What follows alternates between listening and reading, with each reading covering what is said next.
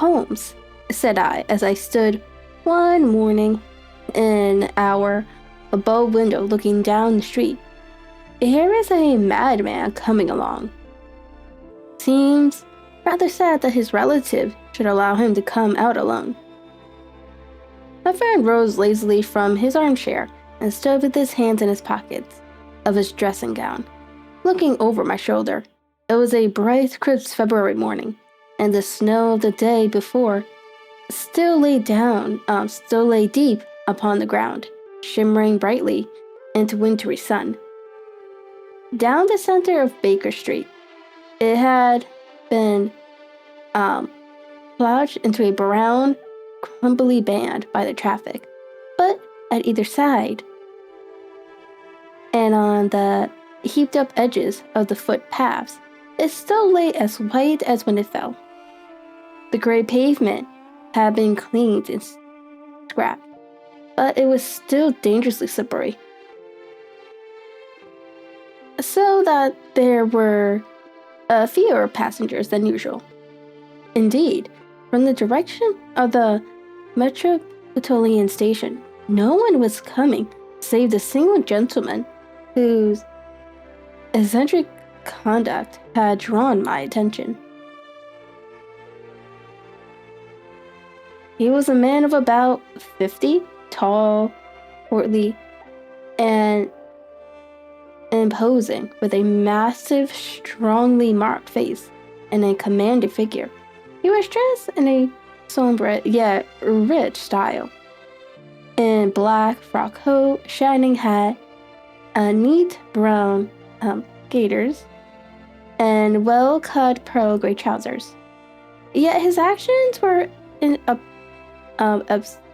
absurd contrast to the dignity of his dress and features, for he was running hard, with occasional little springs, such as a weary man gives who is little accustomed to set any tax upon his legs. As he ran, he jerked his hands up and down, waggled his head, and writhed his face into the most extraordinary contortions. "What on earth can be the matter with him?" I asked. "He is looking up at the numbers of the houses." "I believe that he is coming here," said Holmes, rubbing his hands. "Here? Yes. I rather think he's coming to consult me professionally. I think that I recognize the symptoms. Ha! Did I not tell you?" As he spoke, the man, puffing and blowing, rushed at our door and pulled at our bell until the whole house resounded with the clanging.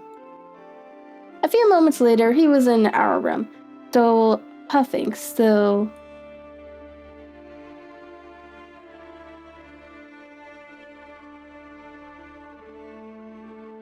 gesticulating, but with so fixed a look of grief and despair in his eyes that our smiles returned into instant to horror and pity. For a while, he could not get his words out, but swayed his body and plucked at his hairs like one who has been driven to the extreme limits of his reason. Then suddenly springing to his feet, he beat his head against the wall with such force that we both rushed upon him and tore him away to the center of the room. Sherlock Holmes pushed him down into the easy chair and, sitting beside him, patted his hand and chatted with him in the easy, soothing tone which he knew so well how to employ. "You have come to me to tell your story, have you not?" said he. "You're fatigued with your haste. Pray wait until you have recovered yourself. Then I shall be most happy to look into any little problem which you may submit to me."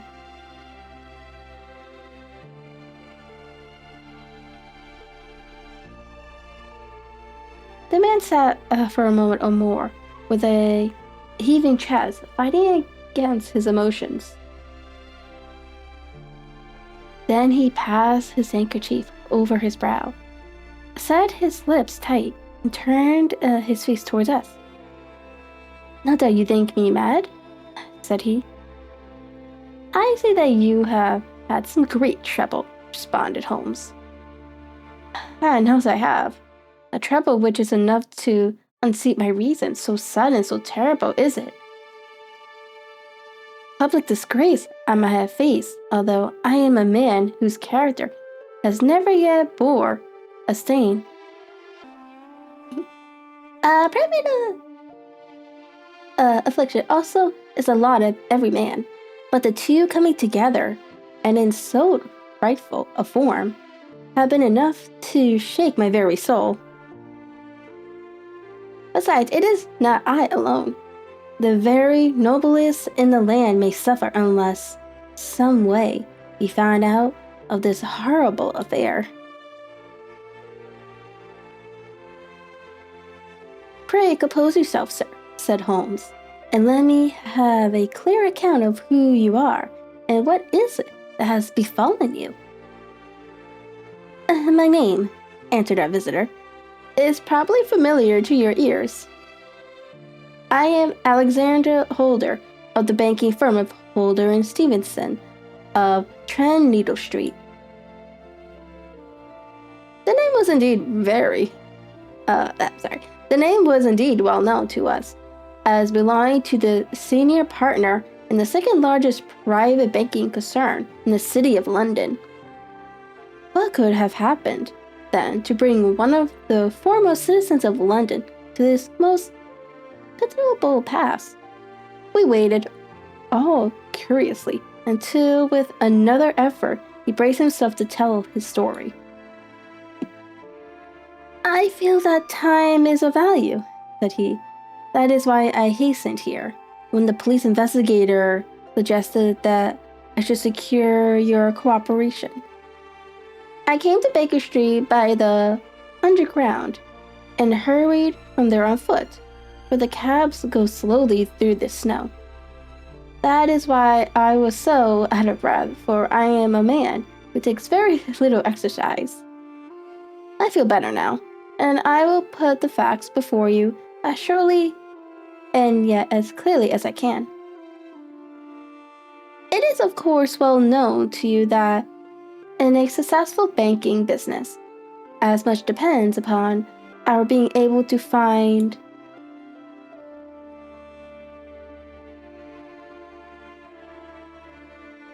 remunerative investments for our funds, as upon our increasing our connections and the number of our depositors. One of our most lucrative means of laying out money is in the shape of loans, where the security is unimpeachable. We have done a good deal in this direction during the last few years. There are many noble families to whom we have advanced large sums upon the security of the pictures, libraries. Libraries?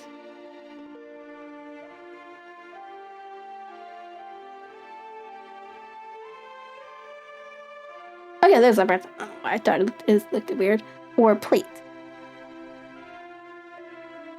Yesterday morning, I was seated in my office at the bank when a card was brought in to me by one of the clerks.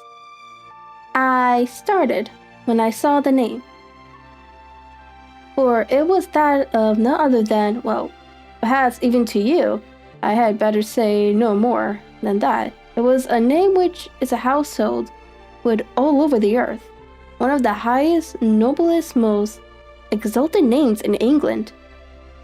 I was overwhelmed by the honor and attempted, which, when he entered, to say so, but he plunged at once into business with the air of a man who wishes to hurry quickly through a disagreeable task. "Mr. Holder," said he, "I have been informed that you are in the habit of advancing money." "The firm does so when the security is good," I answered. "It is absolutely essential to me," said he. that I should have 50,000 pounds at once.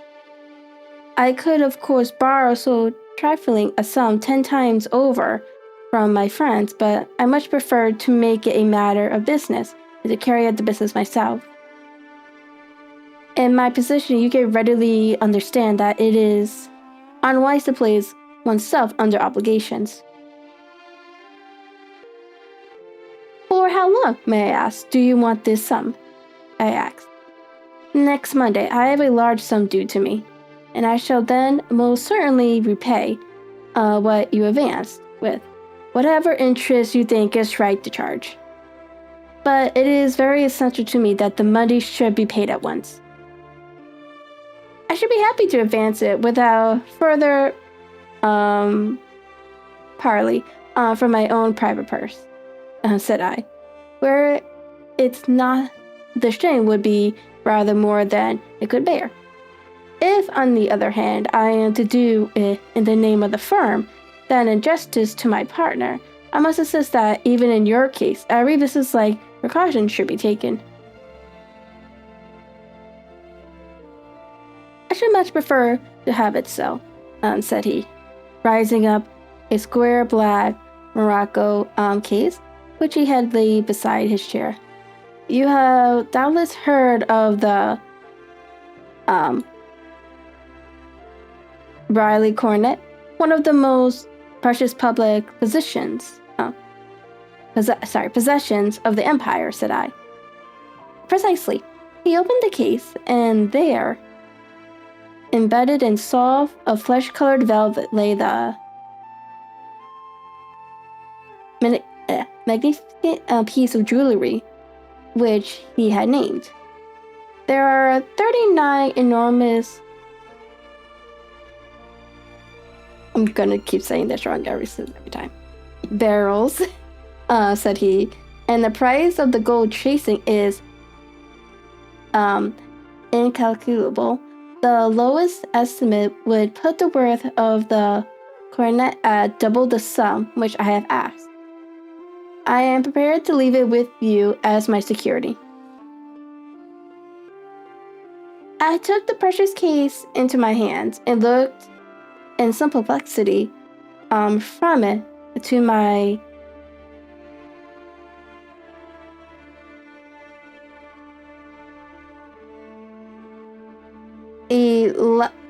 illustrious client.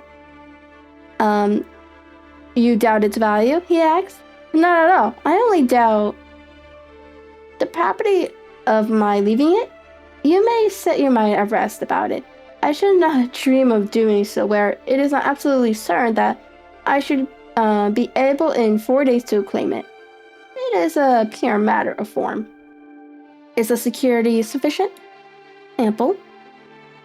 You understand, Mr. Holder, that I am giving you a strong proof of the confidence which I have in you, founded upon all that I have heard of you. I rely upon you not only to be discreet and to refrain from all gossip upon the matter, but, above all, to preserve the coronet with every possible precaution, because I need not say that a great public scandal will be caused if any harm were to befall it. Any injury to it will be almost as serious as its complete loss, for there are no barrels in the world to match these, and it would be impossible to replace them. I leave it with you, however, with every confidence, and I shall call for it in person on Monday morning. Seeing that my client was anxious to leave, I said no more about calling for my cashier. I ordered him to pay over 1,000-pound notes when I was alone once more. However, with the precious case lying upon the table in front of me, I could not but think with some misgivings on the immense responsibility which entailed upon me. There could be no doubt that, as it was a national possession, a horrible scandal would ensure if any misfortune should occur to it.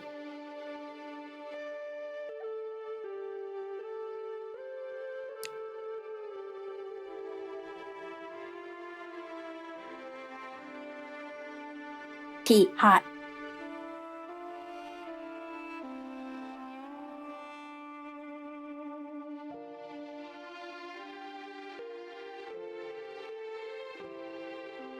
I already regretted having ever consented to take charge of it. However, it was too late to alter the matters now, so I locked it up in my private safe and turned once more to my work.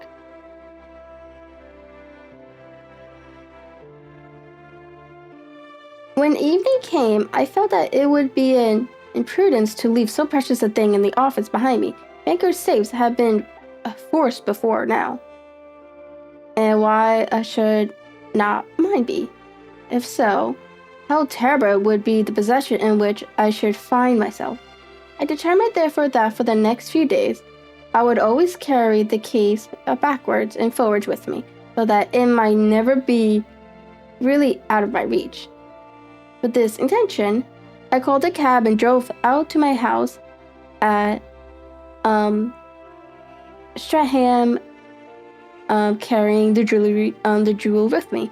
I did not breathe freely until I had taken it upstairs and locked it in the bureau of my dressing room.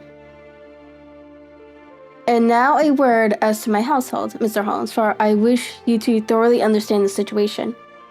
My groom and my page sleep out of the house and may be set aside altogether. I have 3 maidservants who have been with me a number of years and whose absolute reliability is quite above suspicion. Another Lucy Parr, the second waiting maid, has only been in my service a few months. She came with an excellent character, however, and has always given me satisfaction. She is a very pretty girl and has attracted admirers who have occasionally hung about the place. That is the only drawback which we have found to her, but we believe her to be a thoroughly good girl in every way. The jewel got stolen. Is this what this is about? So much for the servants. My family itself is so small that it will not take me long to describe it. I'm a widower and have an only son, Arthur. He has been a disappointment to me, Mr. Holmes. A grievous disappointment. I have no doubt that I am myself to blame. People tell me that I have spoiled him. Very likely I have.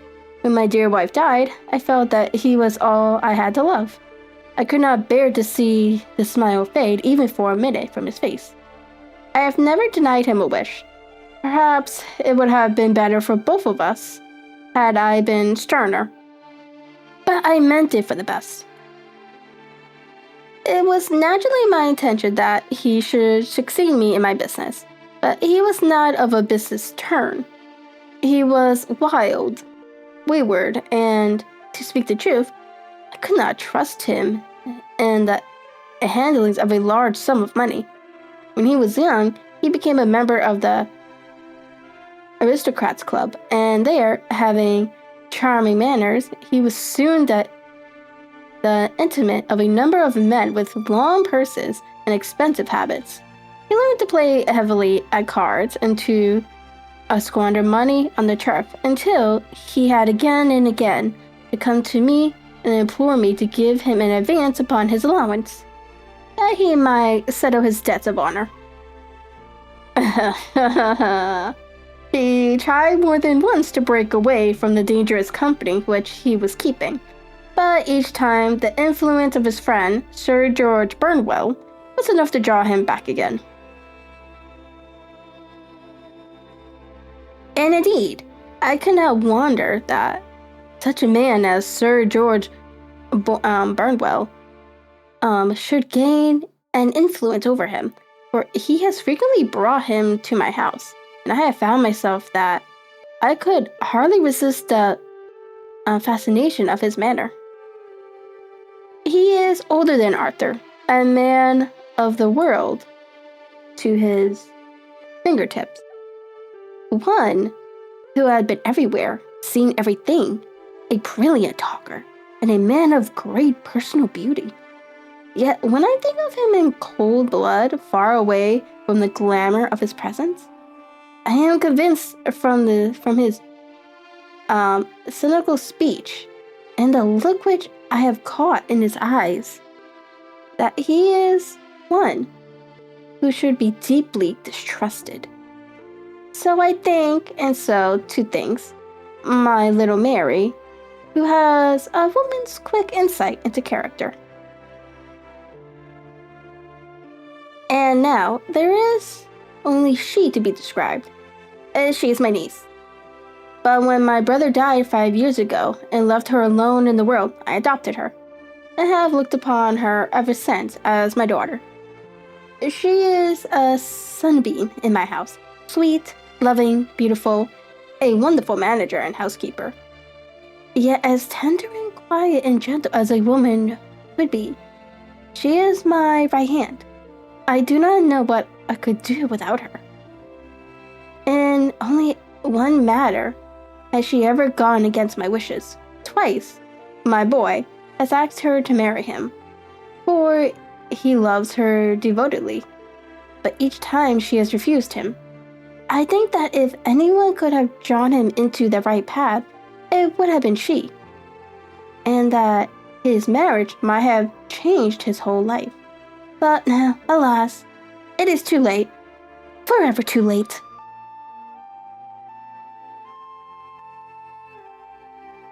Now, Mr. Holmes, you know the people who live under my roof, and I shall continue with my miserable story. When we were taking coffee in the drawing room that night after dinner, I told Arthur and made my experience, and of the precious treasure which we had under our roofs, suppressing only the name of my client. Lucy Parr, who had brought in the coffee, had, I am sure, left the room, but I cannot swear that the door was closed. Mary and Arthur were much interested and wished to see the famous Coronet, but I thought it would be better not to disturb it. "Where have you put it?" asked Arthur. "In my own bureau." "Well, I hope to goodness the house won't be burglarized during the night," said he. "It's locked up," I answered. "Oh, any old key will fit that bureau. When I was a youngster, I have opened it myself with the key of the box room cupboard." He often had a wild way of talking, so that I thought little of what he said. He followed me to my room, however, that night with a very grave face.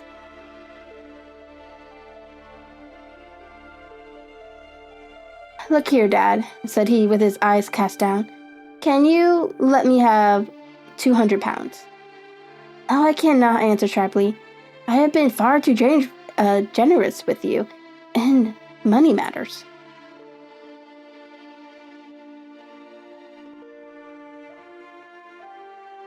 "You have been very kind," said he, "but I must have this money, or else I can never show my face inside the club again." "And a very good thing, too," I cried. "Yes, but you would not have me leave it a dishonorable man," said he. "I could not bear the disgrace. I must raise the money in some way, and if you will not let me have it, then I must try other means." I was very angry, for this was the third demand during the month. "You shall not have a farthing from me," I cried, on which he bowed and left the room without another word. When he was gone, I locked my bureau, made sure that my treasure was safe, and locked it again. Then I started to go around the house to see that all was secure, a duty which I usually leave to Mary, but which I thought it well to perform myself that night. As I came down the stairs, I saw Mary herself at the side window of the hall, which she closed and fastened as I approached. "Tell me, Dad," said she, looking. I thought a little disturbed. "Did you give Lucy the maid leave to go out tonight?" "Certainly not.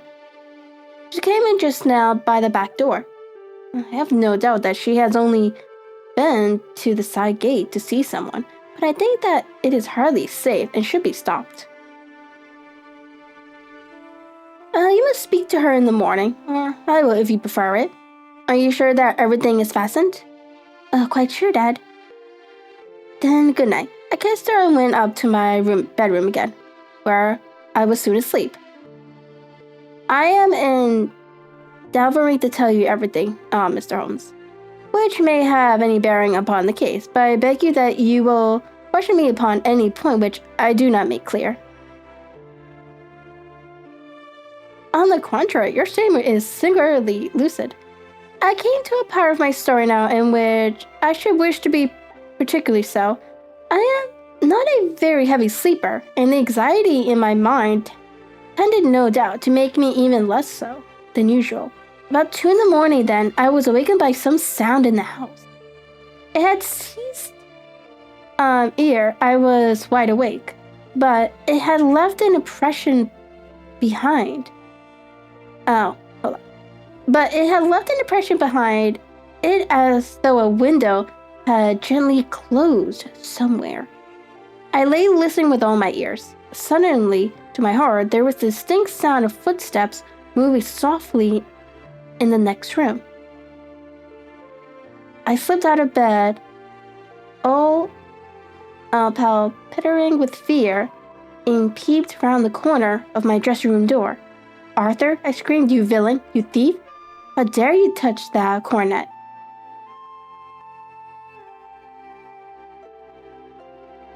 The gas was half up, as I had left it, and my unhappy boy, dressed only in his shirt and trousers, was standing beside the light, holding the coronet in his hands.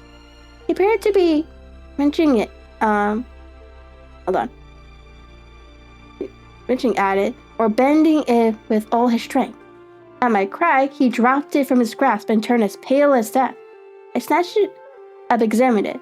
One of the gold corners, with 3 of the berries in it, was missing. "You blackguard," I shouted, beside myself with rage. "You have destroyed it. You have dishonored me forever. Where are the jewels which you have stolen?" "Stolen?" he cried. "You thief," I roared, shaking him by the shoulders. "There are none missing. There cannot be any missing," said he. "There are 3 missing, and you know where they are. Must I call you a liar as well as a thief? Did I not see you trying to tear off another piece?" "You have called me names enough," said he. "I will not stand any longer. I shall not say another word about this business, since you have chosen to insult me. I will leave your house in the morning and make my own way in the world." "You shall leave it in the hands of the police," I cried, half mad with grief and rage. "I shall have this matter probed to the bottom." "You shall learn nothing from me," said he, with a passion such as I should not have thought was in his nature. "If you chose to call the police, let the police find what they can." By this time, the whole house was astir, for I had raised my voice in my anger. Mary was the first to rush into my room, and at the sight of Coronet and of Arthur's face, she read the whole story, and with a scream fell down senseless on the ground. I sent the housemaid for the police, and put the investigation into their hands at once. When the inspector and a constable entered the house, Arthur, who had stood sullenly with his arms folded, asked me whether it was my intention to charge him with theft. I answered that it had ceased to be a private matter, but had become a public one, since the ruined coronet was national property. I was determined that the law should have its way in everything.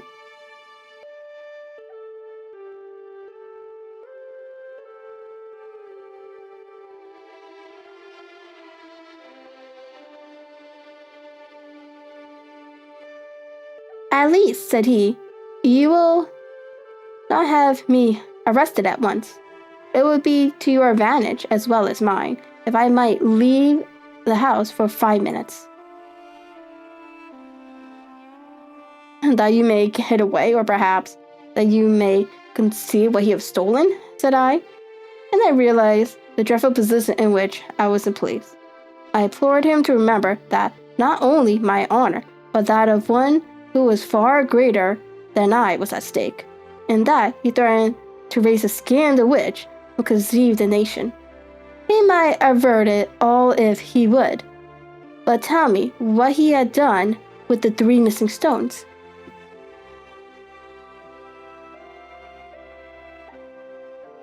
You might as well face the matter, said I.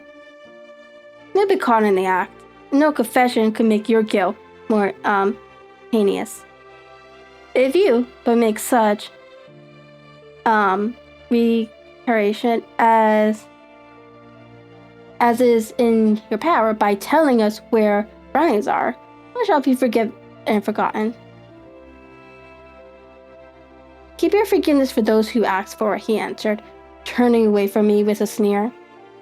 I saw that he was too hardened by any words of mine to influence him. There was but one way for it. I called in the inspector and gave him into custody.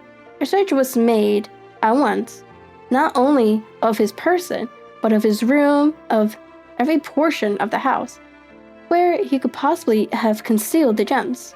But no trace of them could be found, nor would the wretched boy open his mouth for all our persuasions and our threats.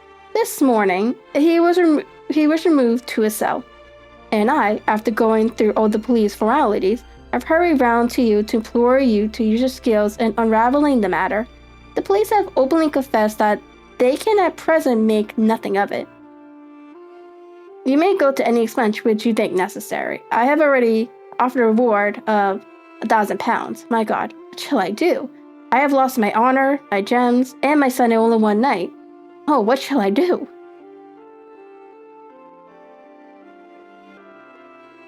He put a hand on either side of his head and rocked himself to and fro, droning to himself like a child whose grief had got beyond words.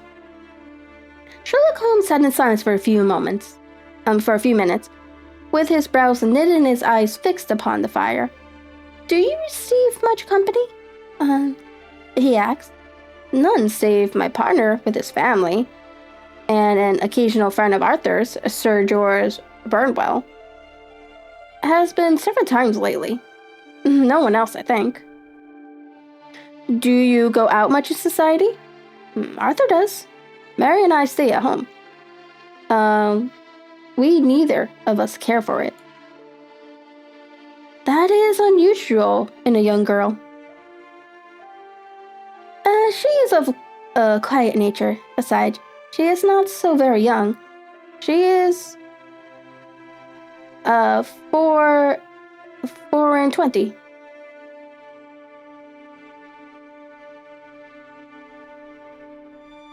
This matter, from what you say, seems to have been a shock to her also. Terrible. She is even more affected than I. You have neither of you any doubt as to your son's guilt? How can we have when I saw him with my own eyes, with the coronet in his hands? I hadn't considered that a conclusive proof. Was the remainder of the coronet at all injured? Yes, it was twisted. Do you not think, then, that he might have been trying to straighten it out?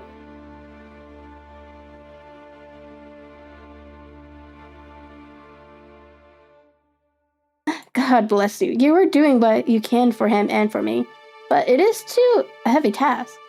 What was he doing there at all? If his purpose were innocent, why did he not say so?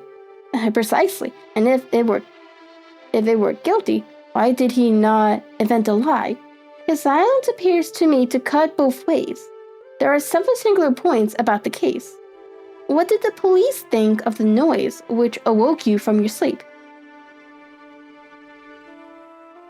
They considered that it might be caused by Arthur closing his bedroom door.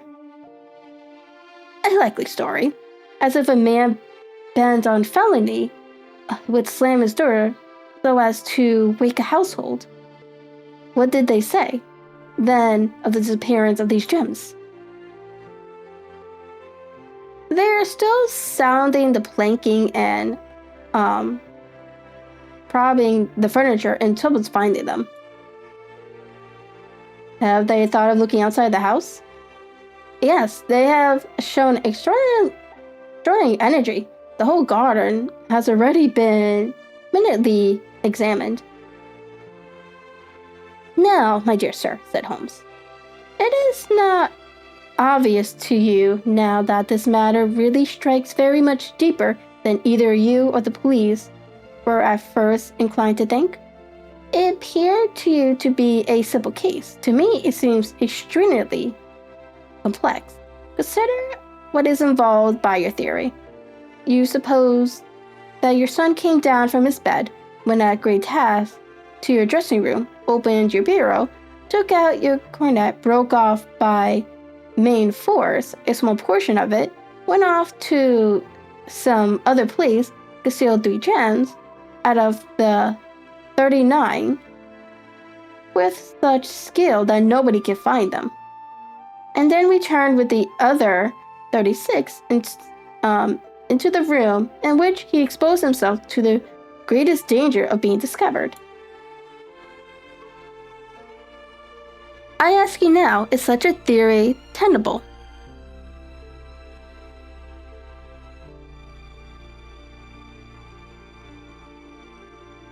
"But what other is there?" cried the banker with a gesture of despair. "If his motives were innocent, why does he not explain them?" "It is our task to find that out," replied Holmes. "So now, if you please, Mr. Holder, we will set off for Stringham together and devote an hour to glancing a little more closely into details. My friend insisted upon my accompanying them in their expedition, which I was eager enough to do, for my curiosity and sympathy were deeply stirred by the story to which he had listened. I confess that the guilt of the maker's sons appeared to me to be as obvious as it did to his unhappy father. But still, I had such faith in Holmes' judgment that I felt that there must be some grounds for hope, as long as he was dissatisfied with the accepted explanation. He hardly spoke a word the whole way out to the southern suburbs, but sat with his chin upon his breast and his hat drawn over his eyes, sunk in the deepest thought. Our client appeared to have taken fresh heart at the little glimpse of hope which he had been presented to him, and he had broken into a desultory chat with me over his business affairs. A short railway journey and a shorter walk brought us to Fairbank, the modest residence of the great financier.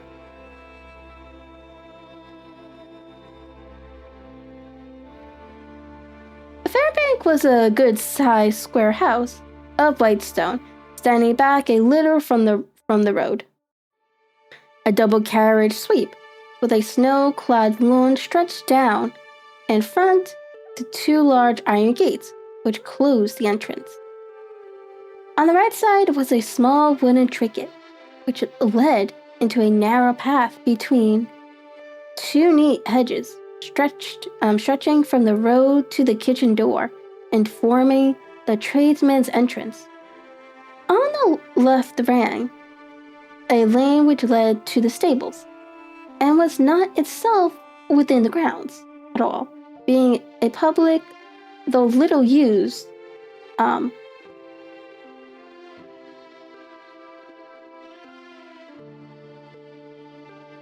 a thoroughfare. Holmes left us standing at the door, and walked slowly all around the house, across the front, down tradesman's path, so around by the garden behind, into the stable lane. So long was he that Mr. Holder and I went into the dining room and waited by the fire until he should return. We were sitting there in silence when the door opened and a young lady came in. She was rather above the middle height, slim, with dark hair and eyes, which seemed the darker against the absolute pallor of her skin. I do not think that I have ever seen such deadly paleness in a woman's face. Her lips, too, were bloodless, but her eyes were flushed with crying. As she swept silently into the room, she impressed me with a greater sense of grief than the banker had done in the morning, and it was the more striking in her as she was evidently a woman of strong character.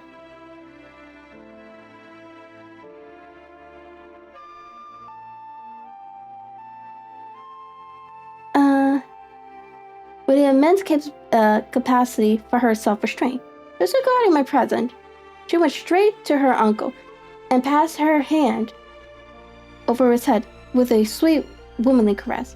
You have given orders that Arthur should be liberated? Have you not, Dad? She asked. I know, my girl. The matter must be probed to the bottom, but I am so sure that he is innocent. You know what women's instincts are. I know that he has done no harm, and that you will be sorry for having acted so harshly. Why is he silent then if he is innocent? Who knows? Perhaps because he was so angry that you would suspect him. How could I help suspecting him when I actually saw him with the coronet in his hand? Oh, but he had only picked it up to look at it. Oh, do take my word for it that he is innocent. Let the matter drop and say no more. It is so dreadful to think of our dear Arthur in a prison. I shall never let it drop until the gems are found, never, Mary. Your affection for Arthur blinds you as to the awful consequences to me. Far from hushing the thing up, I have brought a gentleman down from London to inquire more deeply into it. This gentleman? She asked, facing round to me. No, his friend. He wishes to leave him alone. He is round in the Staples Lane now. The Staples Lane? She raised her dark eyebrows. What can he hope to find there? Ah, this, I suppose, is he. I trusted that you will succeed in proving what I feel sure is the truth, that my cousin Arthur is innocent of this crime. I fully share your opinion, and I trust with you that we may prove it, returned Holmes, going back to the mat to knock the snow from his knock the shoes from his shoes. I believe I have the honor of dressing Miss Mary Holder. May I ask you a question or two? Pray do, sir, if it may help to clear this horrible affair up. You heard nothing yourself last night? Nothing until my uncle here began to speak loudly. I heard that, and I came down. You shut up the windows and doors the night before? Did you fasten all the windows? Yes. Were they all fastened this morning? Yes. You have a maid who has a sweetheart? I think that you remarked to your uncle last night that she had been out to see him? Yes, and she was the girl who waited in the drawing room, and who may have heard Uncle's remark about the coronet. I see, you infer that she may have gone out to tell her sweetheart, and that the two may have planned the robbery? But what is the good of all these vague theories? Cried the banker impatiently, when I have told you that I saw Arthur with the coronet in his hands. Wait a little, Mr. Holder. We must come back to that. About this girl, Miss Holder. You saw her return to the kitchen door, I presume? Yes. When I went to see if the door was fastened for the night, I met her slipping in. I saw the man too, in the gloom.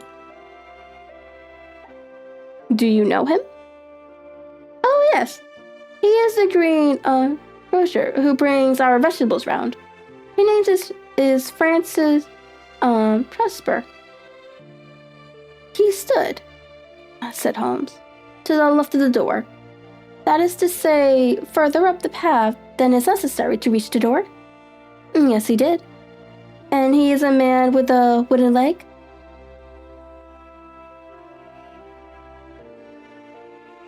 Something like fear sprang up in the young lady's expressive black eyes. Why, you are like a magician, said she. How do you know that? She smiled, but there was no answering smile in Holmes' thin, eager face. I should be very glad now to go upstairs, said he. I should probably wish to go over the outside of that house again. Perhaps I had better take a look at the lower windows before I go up. He walked swiftly round from one to the other, pausing only at the large one, which looked from the hall into the stable lane. This he opened and made a very careful examination of the sill with his powerful magnifying glass. Now we shall go upstairs, said he at last. The banquet dressing room was a plainly furnished little chamber, with a gray carpet, a large bureau, and a long mirror. Holmes went to the bureau first and looked hard at the lock.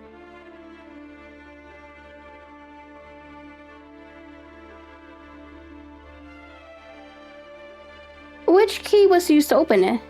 He asked, which my son himself indicated that the cupboard of the lumber room. Have you it here? There is it on the dressing table. Sherlock Holmes took it up and opened the bureau. It is a noiseless lock, said he. It is no wonder that it did not wake you up. And this case, I presume, contains the coronet. Let us have a look at it. He opened the case and taking out the diadem, he laid it upon the table. It was a magnificent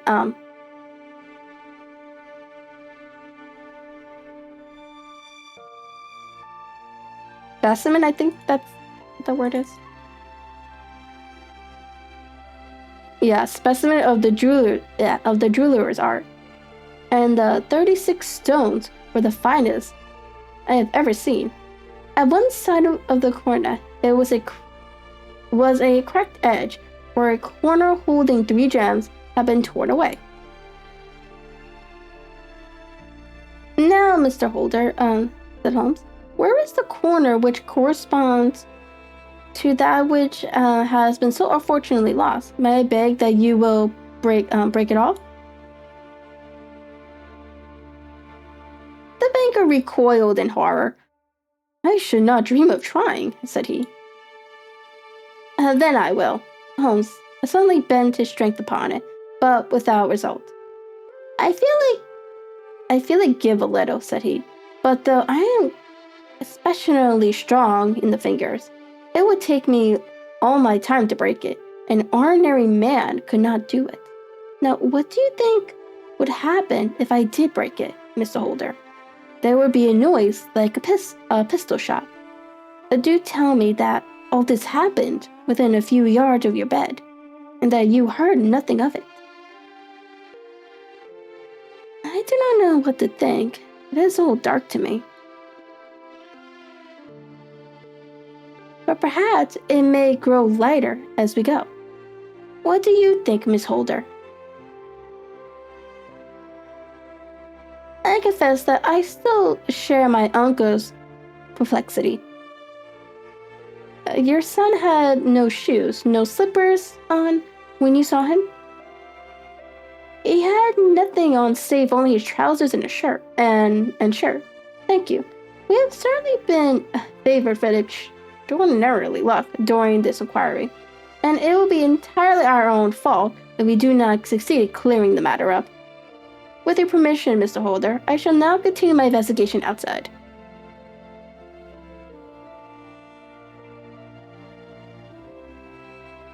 He went alone at his own request, for he explained that any unnecessary footmark might make his task more difficult.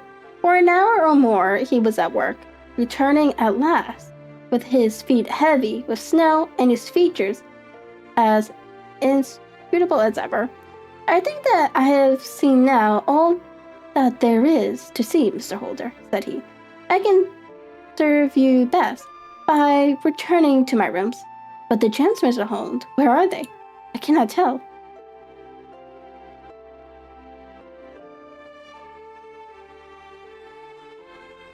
The bank wrung his hands. I shall never see them again, he cried. And my son. You give me hopes? My opinion is in no way altered. Then, for God's sake, what was this dark business which was acted in my house last night? If you can call upon me at my Baker Street rooms tomorrow morning between 9 and 10, I shall be happy to do what I can to make it clearer. I understand that you give my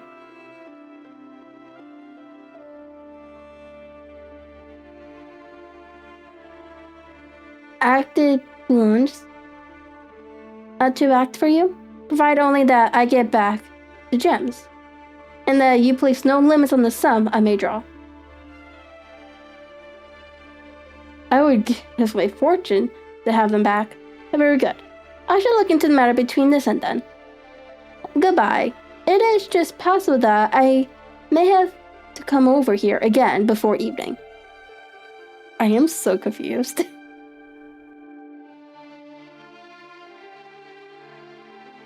It seems like the son might not have done anything. There's no way he could have broken that thing without the father hearing anything. Unless someone came in. It was obvious to me that my companion's mind was now made up about the case, although what his conclusions were was more than I could even dimly imagine. Several times during our homeward journey, I endeavored to sound him upon the points, but he always glided away to some other topic until at last I gave in over in despair. It was not yet 3 when we found ourselves in our rooms once more. He hurried to his chamber and was down again in a few minutes, dressed as a common loafer. With his collar turned up, his shiny seedy coat, his red cravat, and his worn boots, he was a perfect sample of the class. I think that this should do. He said, glancing into the glass above the fireplace. I only wish that you could come with me, Watson, but I fear that it won't do. I may be on the trail in this matter, or I may be following a will-o'-the-wisp, but I shall soon know which it is. I hope that I may be back in a few hours. He cut a slice of beef from the joint upon the sideboard, sandwiched it between 2 rounds of bread, and thrusting this rude meal into his pocket, he started off upon his expedition. I had just finished my tea when he returned, evidently in an excellent spirit, swinging an old, elastic-sided boot in his hand. He chucked it down into a corner and helped himself to a cup of tea. I only looked in as I passed, said he. I am going right now, right on. Where to? Oh, to the other side of the West End. It may be some time before I get back. Don't wait up for me, in case I should be late. How are you getting on? Oh, so, nothing to complain of. I have been out to, join him since I saw you last, but I did not call at the house. It's a very sweet little problem, and I would not have missed it for a good deal. However, I must not sit gossiping here, but must get these reputable clothes off and return to my highly respectable self. I could see by his manner that he had stronger reasons for satisfaction than his words alone would imply. His eyes twinkled, and there was even a touch of color upon his shallow cheeks. He's hastened upstairs, and a few minutes later, I heard the slam of the hall door, which told me that he was off once more upon his confidential hunt. I waited until midnight, but there was no sign of his return, so I returned to my room. There was no no uncommon thing for him to be away for days and nights on end when he was hot upon the scent, so that his lateness caused me no surprise. I do not know of what hour he came in, but when I came down to breakfast in the morning, there he was, with a cup of coffee in one hand and the paper in the other, as fresh and trim as possible. "You will excuse my beginning without you, Watson," said he, "but you remember that our client has rather an early appointment this morning?" "Why is it after 9 now?" I answered. I should not be surprised if that were he. I thought I heard a ring. It was, indeed, our friend the financier. I was shocked by the change which had come over him, for his face, which was naturally a broad and massive mole, was now pinched and fallen in, while his hair seemed to me at least a shade whiter. He entered with a weariness and which was even more painful than his violence of the morning before, and he dropped heavily into the armchair, which I paused forward for him.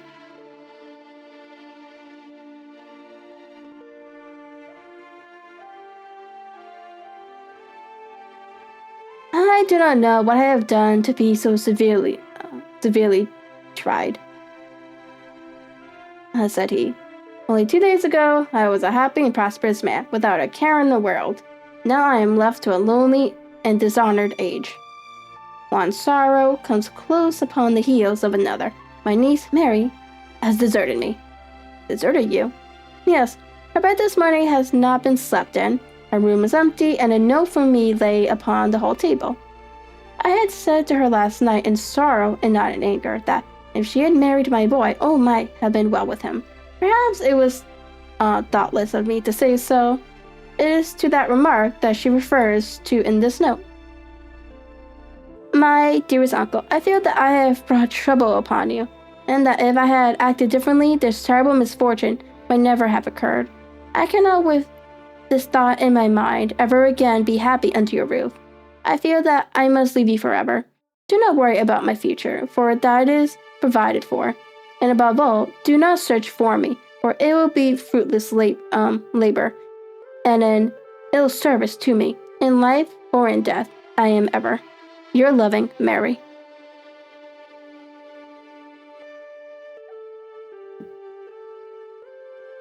What would she mean by that note, Mr. Holmes? Do you think it points to suicide? No, nothing of the kind. It is perhaps the best possible solution. I trust, Mr. Holder, that you are nearing the end of your troubles. You say so. You have heard something, Mr. Holmes? Do you have learned something? Where are the gems?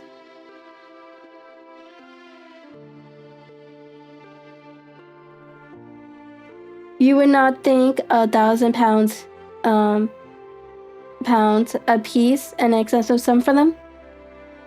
I would pay 10. That would be unnecessary. 3,000 will cover the matter. There is a little reward, I fancy. Have you your checkbook? Here is a pen. Better make it out for £4,000. With a dazed face, the banker made out the required check. Holmes walked over to his desk, took out a little triangular piece of gold with 3 gems in it, and threw it down upon the table. With a shriek of joy, our client clenched it up. "You have it," he gasped. I am saved.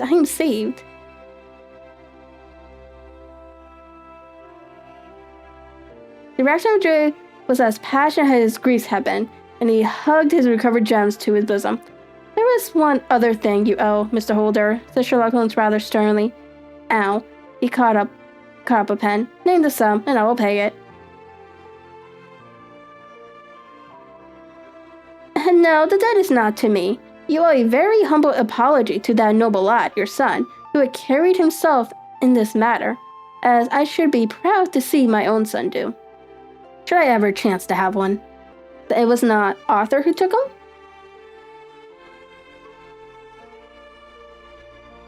"I told you yesterday, and I repeat today, that it was not."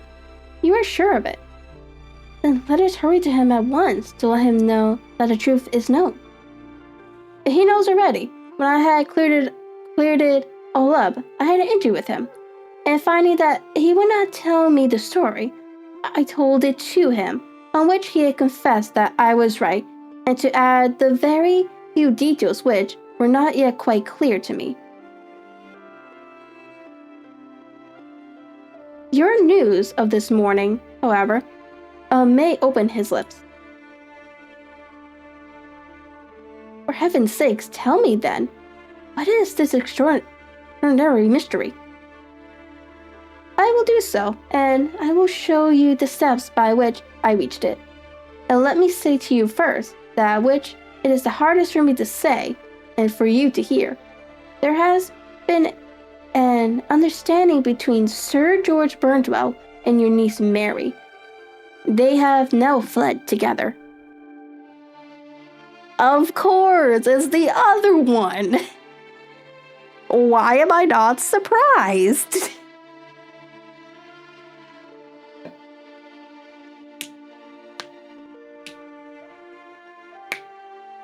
Mary, impossible. It is unfortunately more than possible. It is certain. Neither you nor your son knew the true character of this man when you admitted him into your family circle. He is one of the most dangerous men in England, a ruined gambler, and absolutely this desperate villain, a man without heart or conscience. Your niece knew nothing of such men. When he breathed his vows to her, as he had done to 100 before her, she flattered herself that she alone had touched his heart. The devil knows best, what he said, but at least she became his tool and was in the habit of seeing him nearly every evening. I will not believe it, cried the banker with an ashen face. I will tell you then what occurred in your house last night.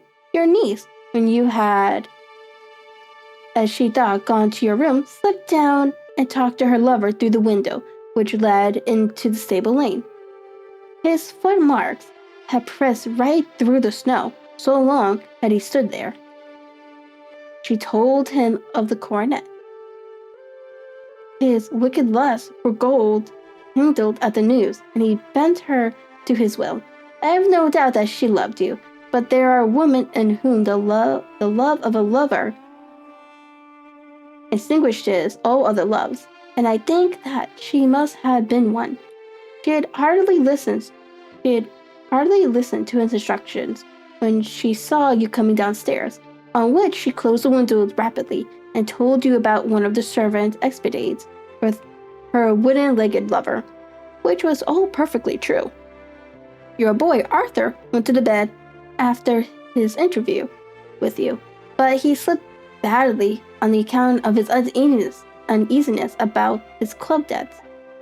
In the middle of the night, he heard a soft tread pass his door, so he rose and looking out, was surprised to see his cousin walking very stealthily along the passage until she disappeared into your dressing room.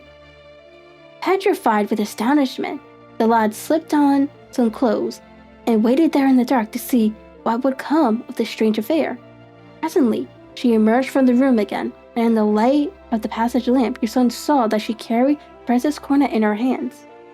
She passed down the stairs, and he, thrilling with horror, ran along and slipping behind the curtain near your door, whence he could see what passed in the hall beneath. He saw her stealthily open the window, hand out the coronet to someone in the gloom, and then closing it once more, hurry back to her room, passing quite close to where he stood, hid behind the curtain. As long as she was on the scene, he could not take any action without a horrible exposure of the woman whom he loved. But the instant that she was gone, he realized how crushing a misfortune this would be for you, and how all important it was to set it right. He rushed down just as he was, and his bare feet opened the window, sprang out into the snow, and ran down the lane, where he could see a dark figure in the moonlight. Sir George Burnwell tried to get away, but Arthur caught him. And there was a struggle between them. Your lad tugging at one side of the cornet and his opponent at the other. In the scuffle, your son struck Sir George and cut him over the eye. Then something suddenly snapped, and your son, finding that he had the cornet in his hands, rushed back, closed the window, ascended to your room, and had just observed that the cornet had been twisted in the struggle and was endeavoring to straighten it when you appeared upon the scene. Is it possible? Gasped the banker. You then roused his anger by calling him names at the moment, when he felt that he deserved your warmest thanks. He could not explain the true state of affairs without betraying one who certainly deserved little enough consideration at his hands. He took the more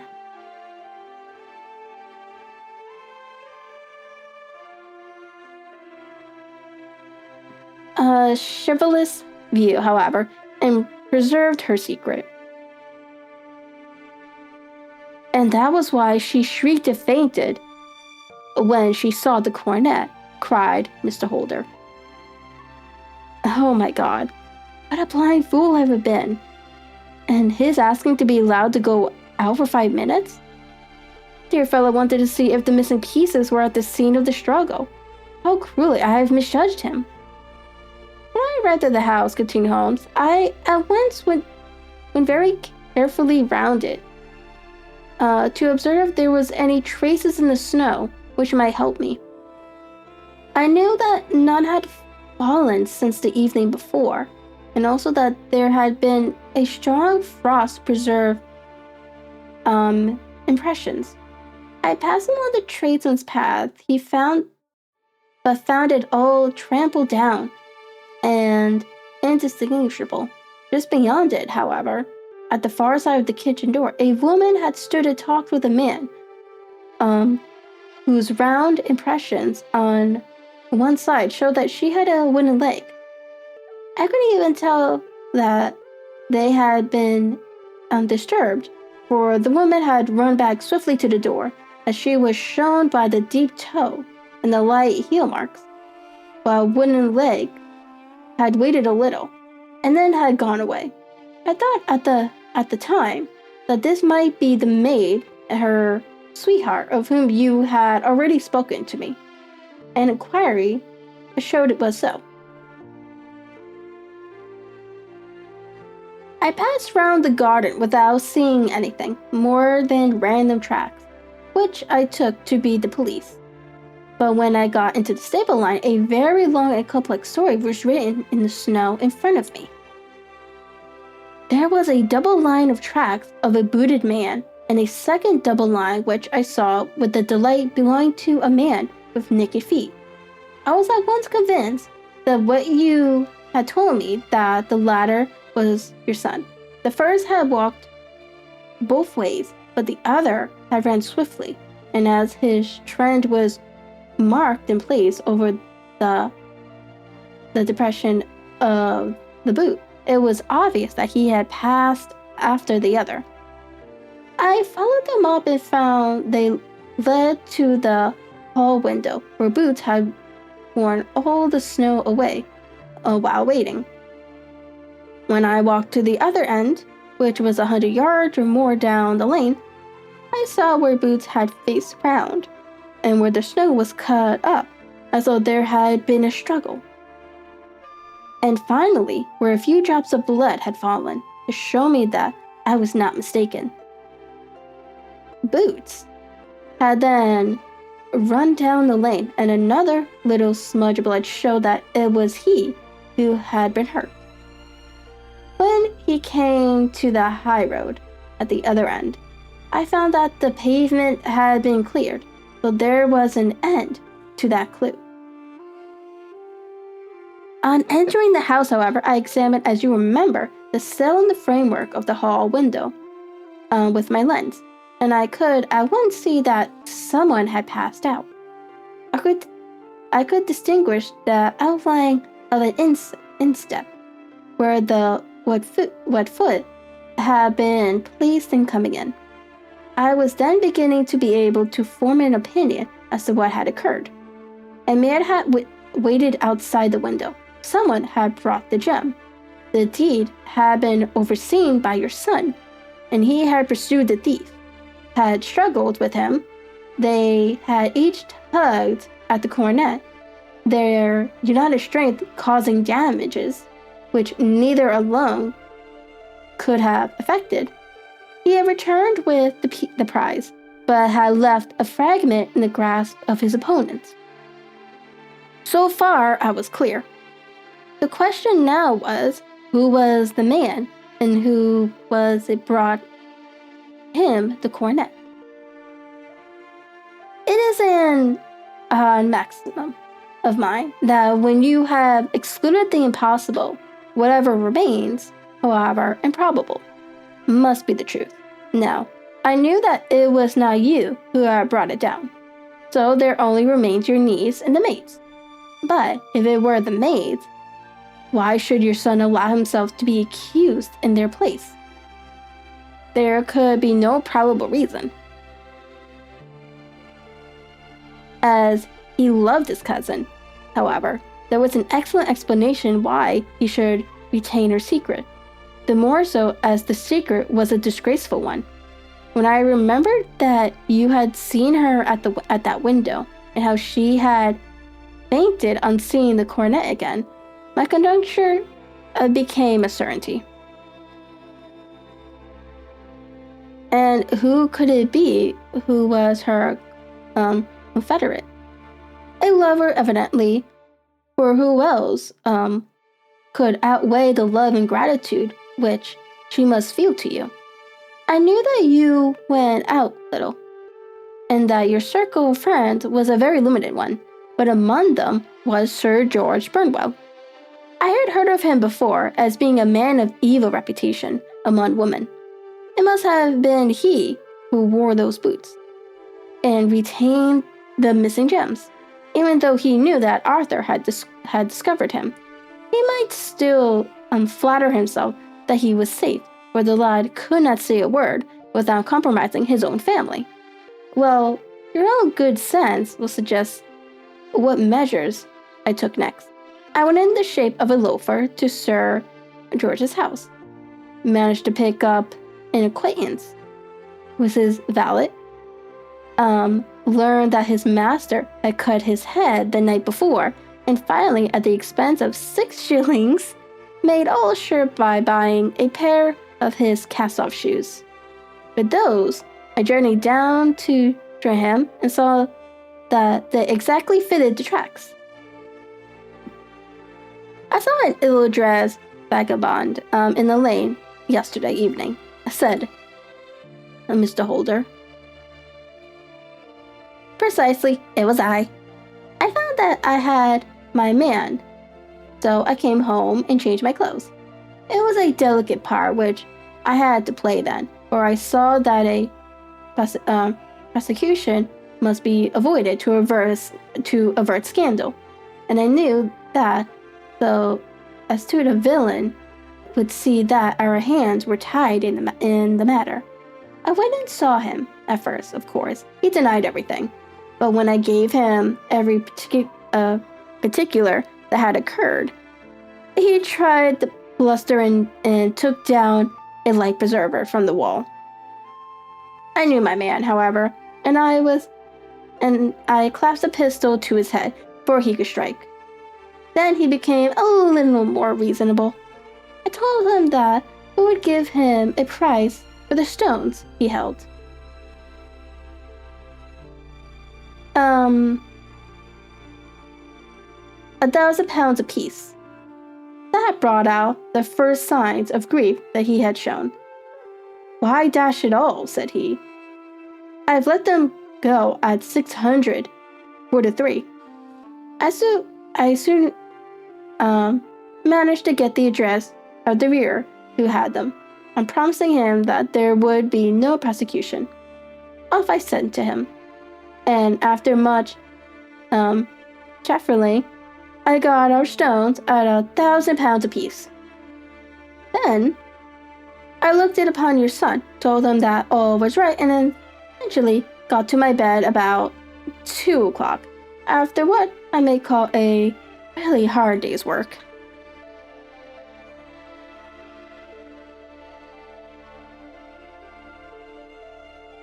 A day which has saved England from a great public scandal, said the banker, rising. Sir, I cannot find words to thank you, but you should not find me ungrateful for what you have done. Your skills has indeed exceeded all that I have heard of it.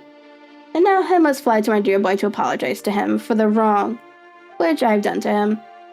As to what you tell me of poor Mary, it goes to my very heart. Not even your skills can inform me where she is now.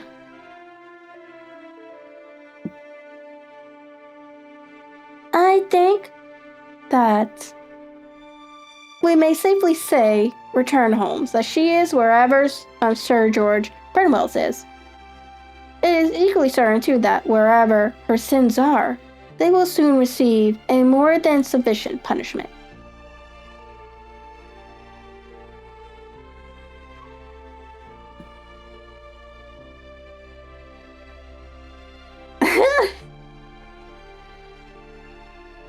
I'm really not surprised it was her.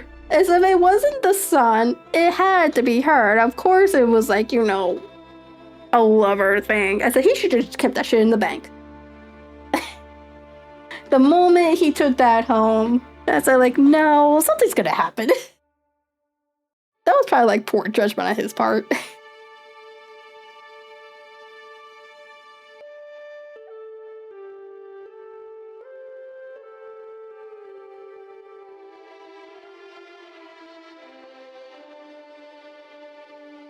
Okay, so the last story is The Adventures of the Copper Beeches.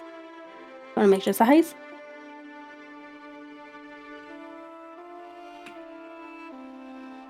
Yeah, beaches.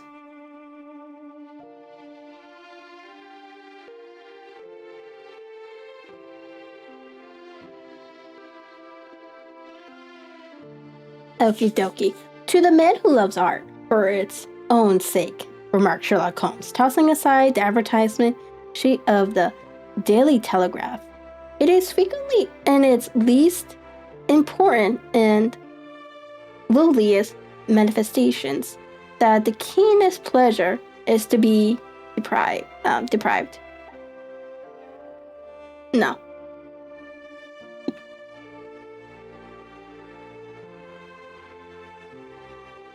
Sorry, derived. It is a pleasure to me to observe, Watson, that you have so far grasped this truth.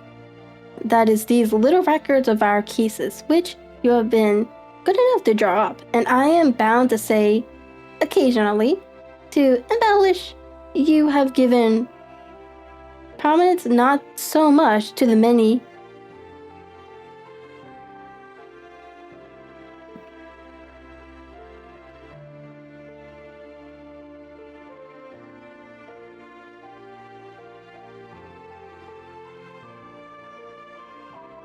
so it's cause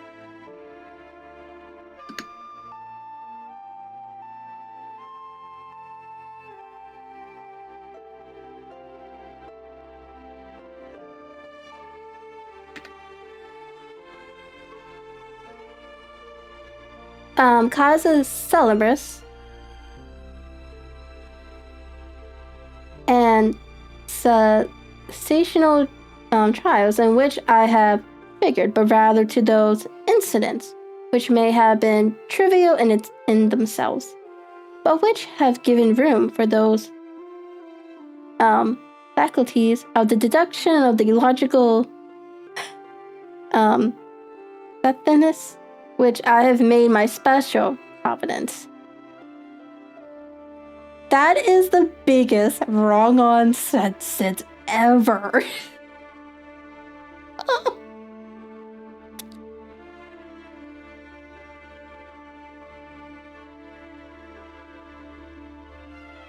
And yet, said I, smiling, I cannot quite hold myself absolved from the charges of sensationalism, which have been urged against my records. You have urged, perhaps, he observed, taking up a glowing cinder with the tongs and lightnings, with it the long cherry wood pipe, which was wont to replace his clay when he was in a disputitious rather than a meditative mood. You have erred perhaps in attempting to put color and life into each of your statements instead of confining yourself to the task of placing upon record that sever reasonings from cause to effect, which is really the only notable feature about the thing. It seems to me that I have done you full justice in the matter, I remarked, with some coldness, for I was repelled by the egotism which I had more than once observed to be a strong factor in my friend's singular character. No, it is not selfish or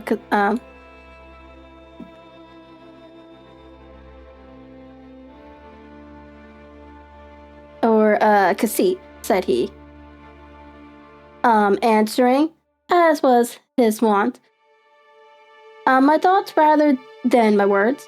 If I claim full justice for my art, it is because it is an impersonal thing, a thing beyond myself. Crime is common.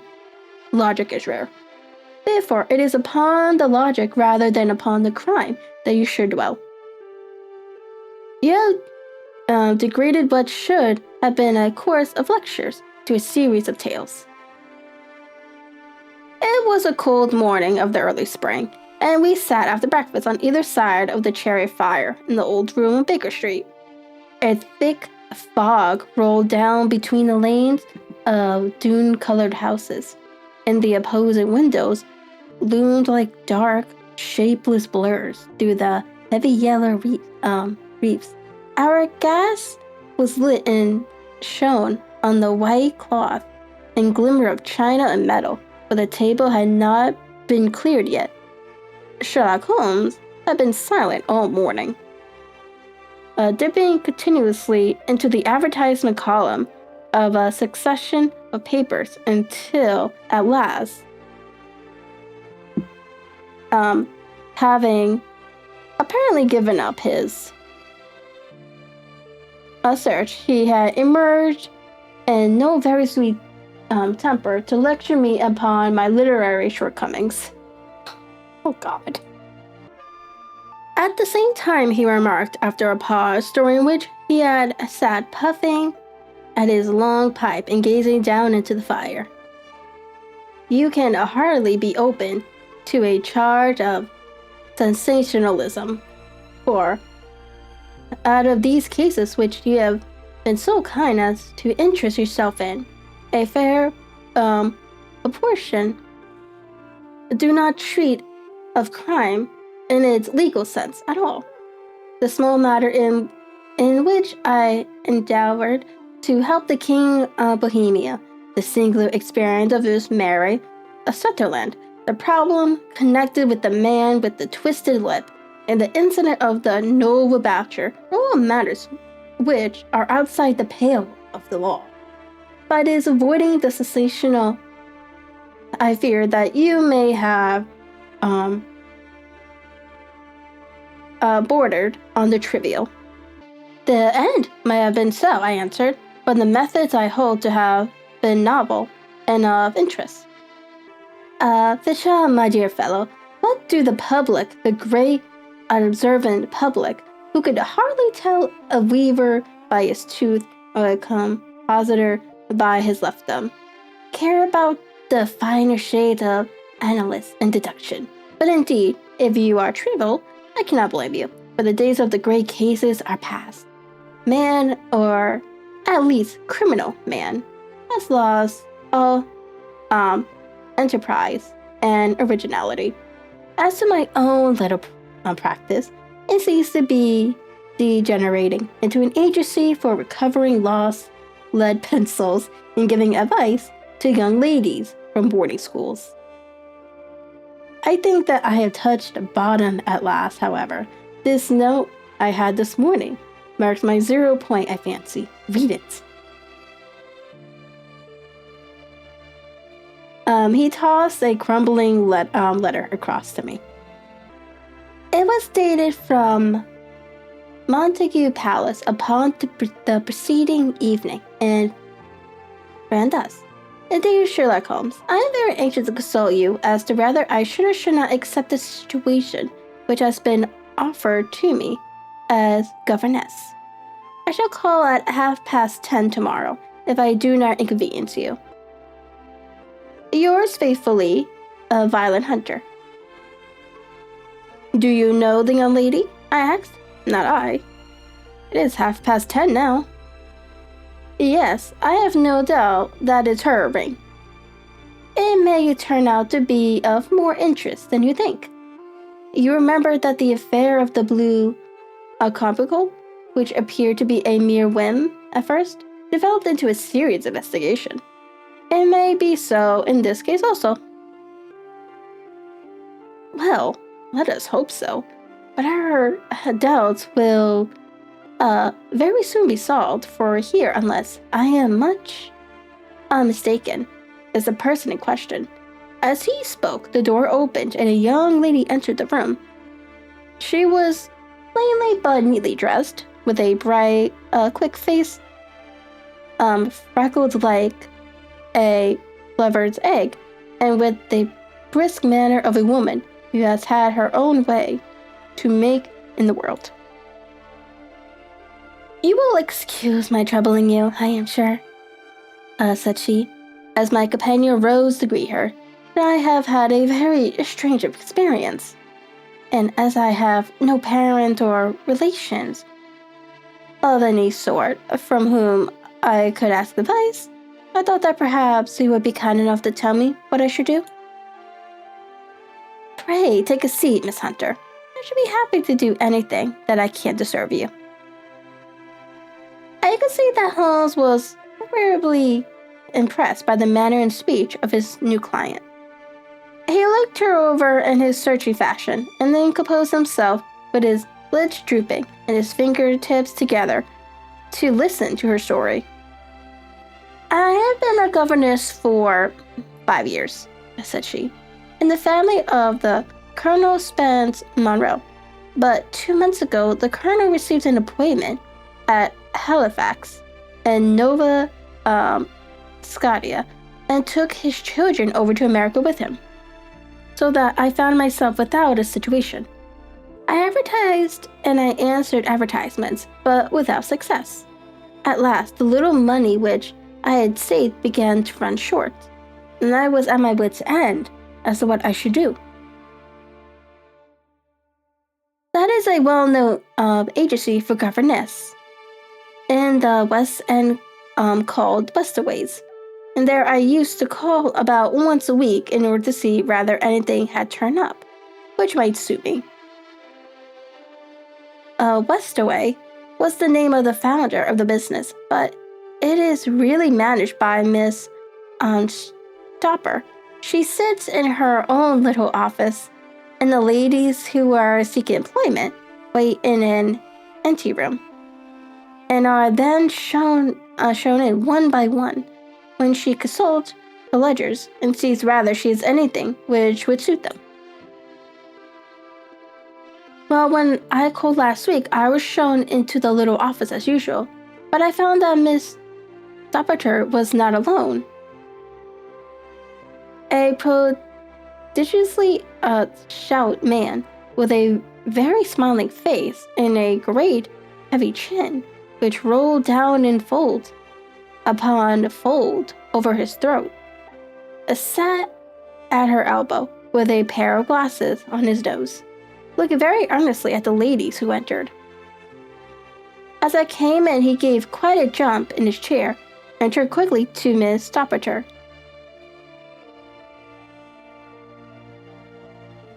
That will do, said he. I could not ask for anything better. Capital, capital. He seemed quite enthusiastic and rubbed his hands together in the most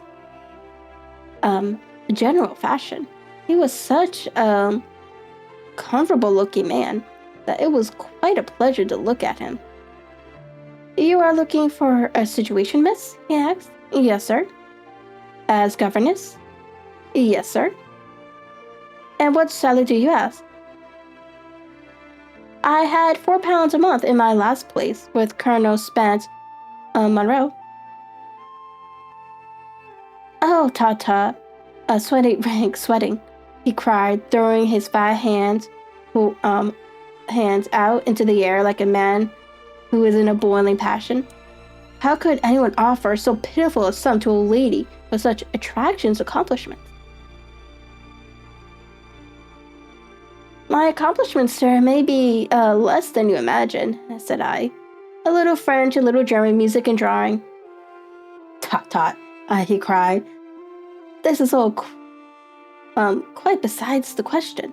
The point is, have you or have you not the bearing and deportment of a lady? There it is in a nutshell. If you have not, you are not fitted for the rearing of a child who may someday play a considerable part in the history of the country. But if you have, why then, how could any gentleman ask you to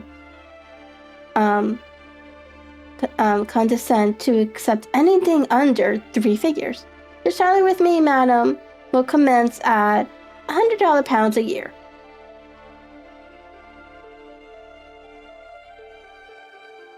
You may imagine, Mr. Holmes, that to me, situate as I was, such an offer seemed almost too good to be true. The gentleman, however, seeing perhaps the look of credulity upon my face, opened a pocketbook and took out a note. "It is also my custom," said he, smiling in the most pleasant fashion until his eyes were just 2 little shiny slits amid the white creases of his face, "to advance to my young ladies half of their salary beforehand, so that they may meet any little expenses of their journey and the wardrobe." It seemed to me that I had never met so fascinating and so thoughtful a man, as I was already in debt to my tradesmen. The advance was a great convenience, and yet there was something unnatural about the whole transaction, which made me wish to know a little more before I quite commit myself. "May I ask where you live, sir?" said I. "Hampshire. Charming rural place. The Copper Beeches, 5 miles on the far side of Winchester. It is the most lovely country, my dear young lady, and the dearest old country house." "And my duty, sir? I should be glad to know what they would be."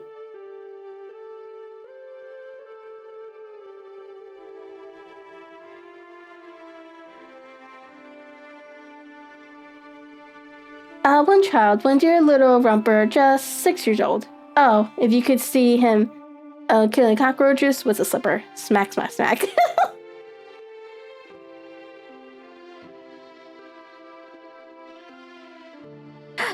Third guy before you would wink. He leaned back in his chair and laughed his eyes into his head again. I was a little startled at the matter of the child's amusement, but the father's laughter made me think that perhaps he was joking. "My sole duties, then," I asked, "are to take charge of a single child?" No. The soul, not the soul, my dear young lady. Your duty would be, as I am sure your good sense would suggest, to obey any little commands my wife might give, provided always that they were such commands as a lady might, with property, obey. You see, no difficulty, eh? I should be happy to make myself useful. Quite so. And dress now, for example, you are, fatty people, fatty, but kind-hearted. If you were asked to wear any dress, which we might give you, you would not object to our little whim, huh? No, said I, considerably astonished at his words. Or to sit here or to sit there, that would not be offensive to you? Oh no. Or to cut your hair quite short before you come to us? I could hardly believe my ears. As you may observe, Mr. Holmes, my hair is somewhat, luxuriant, and of a rather particular tint of chestnut. It has been considered, artistic. I could not dream of sacrificing it in this, offhand fashion. I'm afraid that is quite impossible, said I. He had been watching me eagerly out of his out of his small eyes, that I could see a shadow pass over his face as I spoke. I am afraid that is quite essential, said he. It is a little fancy of my wife's and ladies' fancies. Madam ladies' fancies must be consulted. And so you won't cut your hair? No, sir, I really could not, I answered firmly.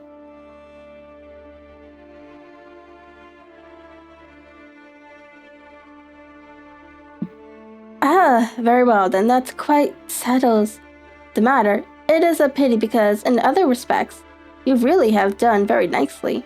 In that case, Miss Stopper, I had best inspect a few more of your ladies.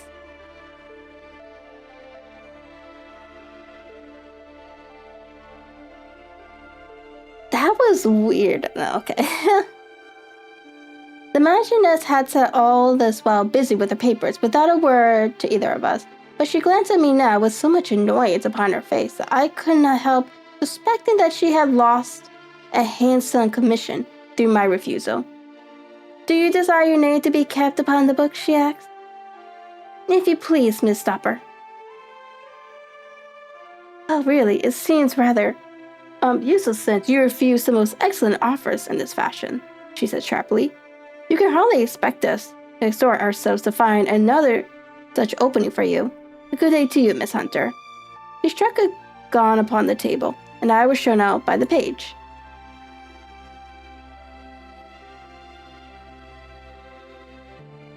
Well, Mr. Holmes, when I got back to my lodgings and found little enough in the cupboard and 2 or 3 bills upon the table, I began to ask myself whether I had not done a very foolish thing. After all, if these people had strange fads and expected obedience on the most extraordinary matters, they were at least ready to pay for their,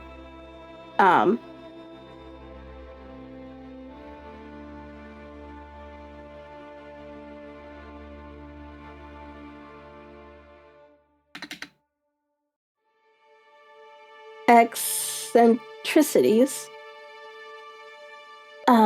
Very few governesses in England are getting £100 a year. Besides, what use was my hair to me? Many people are improved by wearing it short, and perhaps I should be among the number.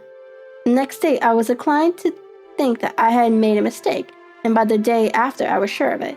I had almost overcome my pride so far as to go back to the agency and inquire whether the place was still open when I received this letter from the gentleman himself. I have it here and I will read it to you. The Copper Beeches near Winchester. Dear Miss Hunter, Miss Stopper has very kindly given me your address, and I write from here to ask you whether you have reconsidered your decision. My wife is very anxious that you should come, for she has been much attracted by my description of you. We are willing to give £30 a quarter, or £120 a year, so as to recompense for you for your little inconvenience, which our fads may cause you. They are not very exacting after all. My wife is fond of a particular shade of electric blue and would like you to wear such a dress indoors in the morning. You need not, however, go to the expense of purchasing one, as we have one belonging to my dear daughter, Alice, now in Philadelphia, which would, I should think, fit you very well. Then, as to sitting here or there, or amusing yourself in any manner indicated, that needs cause you no inconvenience. As regards your hair, it is no doubt a pity especially as I could not help remarking its beauty during our short interview. But I am afraid that I must affirm upon this point, and I only hope that the increased salary may recompense you for the loss. Your duties as the child is concerned are very light. Now do try to come, and I shall meet with the dog cart of Winchester. Let me know your train. Yours faithfully, Beryl Castle. That is the letter which I have just received, Mr. Holmes, and my mind is made up that I will accept it. I thought, however, that before taking the final step, I should like to submit the whole matter to your consideration. Well, Miss Hunter, if your mind is made up, that settles the question, said Holmes, smiling. But you would not advise me to refuse? I confess that it is not the situation which I should like to see a sister of mine apply for. What is the meaning of all of it, Mr. Holmes? I have no data. I cannot tell. Perhaps you have yourself formed some opinion? Well, there seems to me to be only one possible solution. Mr. Ruckcastle seems to be a very kind, good-natured man. It is possible that his wife is a lunatic, that he desires to keep the matter quiet for fear she should be taken to an asylum, and that he humors her fancies in every way in order to prevent an outbreak. That is a possible solution. In fact, as matters stand, it is the most probable one. But in any case, it does not seem to be a nice household for a young lady. But the money, Mr. Holmes, the money! Well, yes, of course, the pay is good. Too good. That is what makes me uneasy. Why should they give you $120 a year when they could have their pick for 40 pounds? There must be some strong reason behind.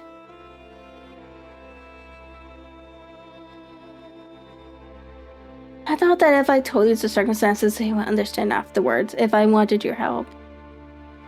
I should feel so much stronger if I felt that you were at the back of me. Oh, you may carry that feeling away with you. I assure you that your little problem promises to be the most interesting which has come my way for some months. There is something distinctly novel about some of the features. You should find yourself in doubt or in danger. Danger? Do you foresee? Holmes shook his head gravely. It would cease to be a danger if we could define it, said he.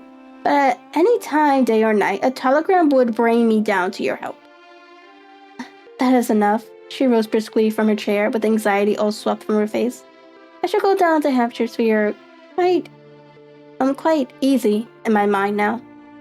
I shall write to Mr. Rushcastle at once, sacrifice my poor hair tonight, and start for Winchester tomorrow.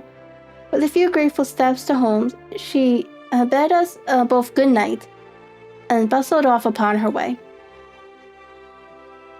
At least, said I, as we heard her quick, firm steps descending the stairs, she seems to be a young lady who is very well able to take care of herself. And she wouldn't need to be, said Holmes gravely. I am much mistaken if we do not hear from her before many days are past.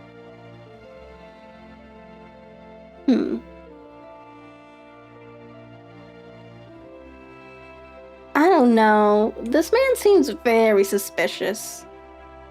It's like, they want her, like, I get it. Like, you want her to wear a certain thing, that's fine. Because, like, because I'm thinking, like, like, if you're, like, a maid or something, you have to wear a particular outfit, whatever. You need to watch, you have certain duties, blah, blah, blah. But, like, to have, like, a particular hairstyle, I don't know. The fact they seem insistent on it is a little weird.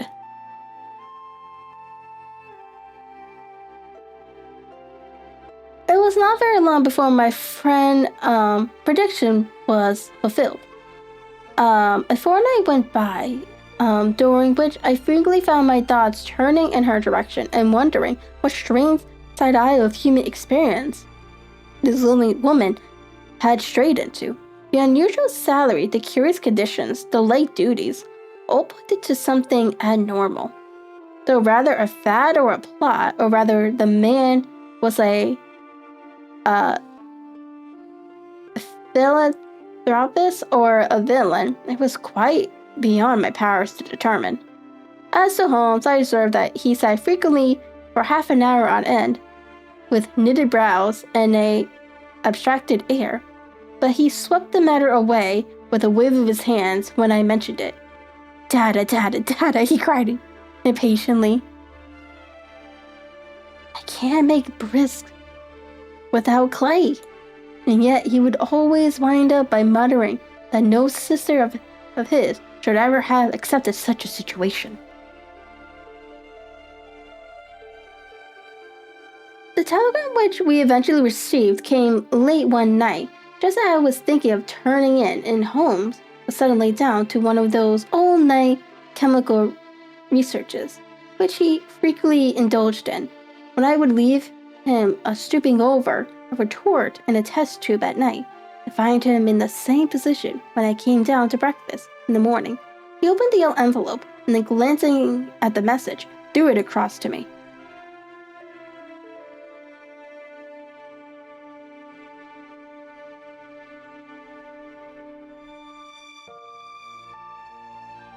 Just look up the trains in just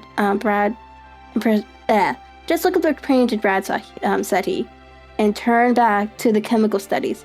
The summons was a brief and urgent one. "Please be at the Black Swan Hotel in Winchester at midday tomorrow," it said. "Do come, I am at wit's end." "Will you come with me?" asked Holmes, glancing up. "I should wish to."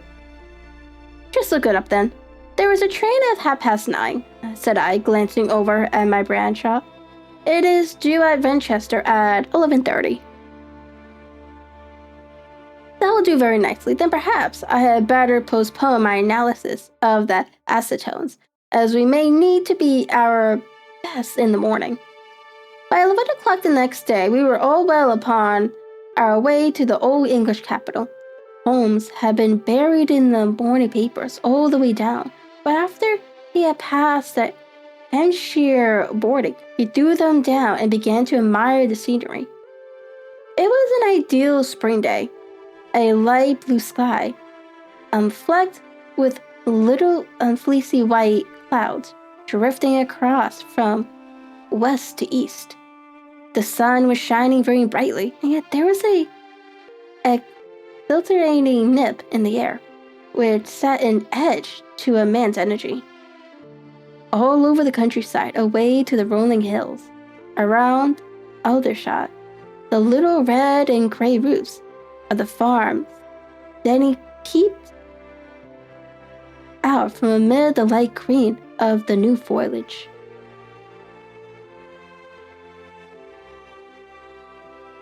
"Are they not fresh and beautiful?" I cried with all the enthusiasm of a man fresh from the fogs of Baker Street.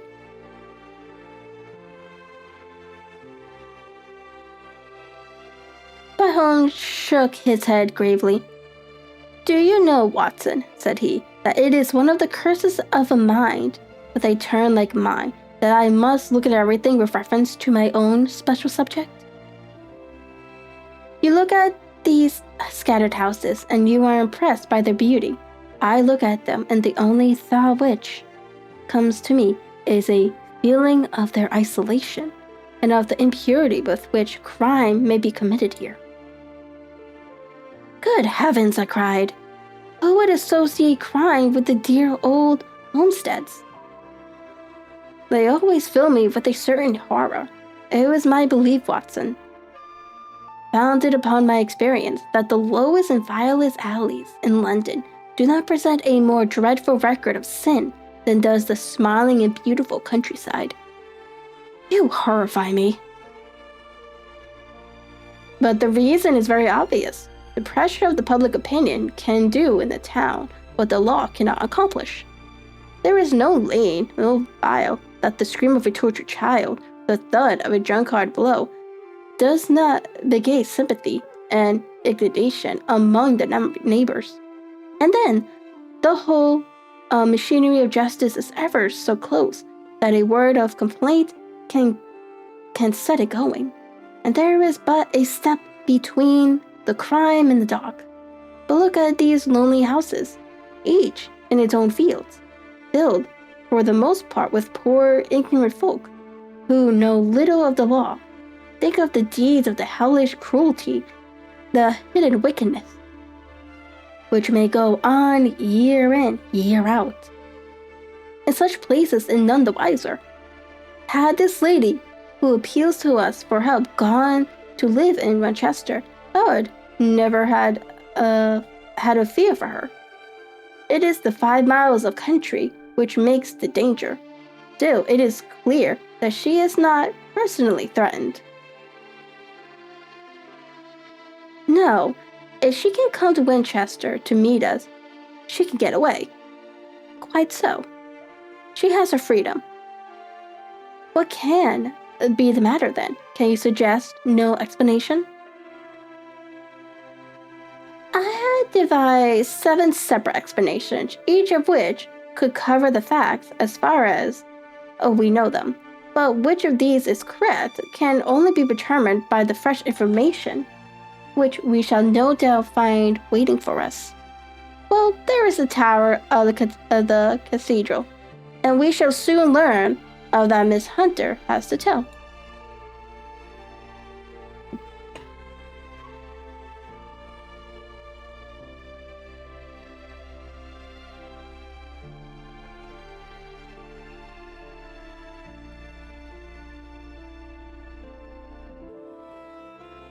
The Black Swan is an inn of repute in the High Street, at no distance from the station, and there we found the young lady waiting for us. She had engaged a sitting room, and our lunch awaited us upon the table. "I am so delighted that you have come," she said earnestly. "It is so very kind of you both, but indeed I do not know what I should do. Your advice will be altogether invaluable to me. Pray tell us what has happened to you." "I'll do so, and I must be quick, for I have promised Mr. Wickcastle to be back before 3. I got his leave to come into town this morning, though he little knew for what purpose. As if everything in its due order." Holmes stretched his long, thin legs out towards the fire and composed himself to listen.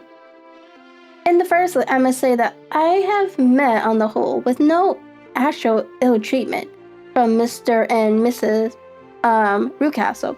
It is only fair to them to say that, but I cannot understand them, and I'm not easy in mind about them." "What can you not understand?"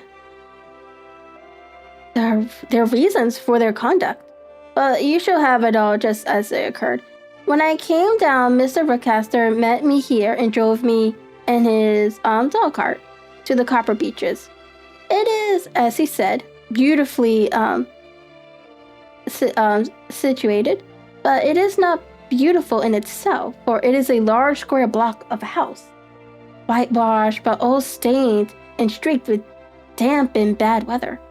There are grounds round it, woods on 3 sides, and on the 4th, a field which slopes down to the Southampton High Road, which curves past about 100 yards from the front door.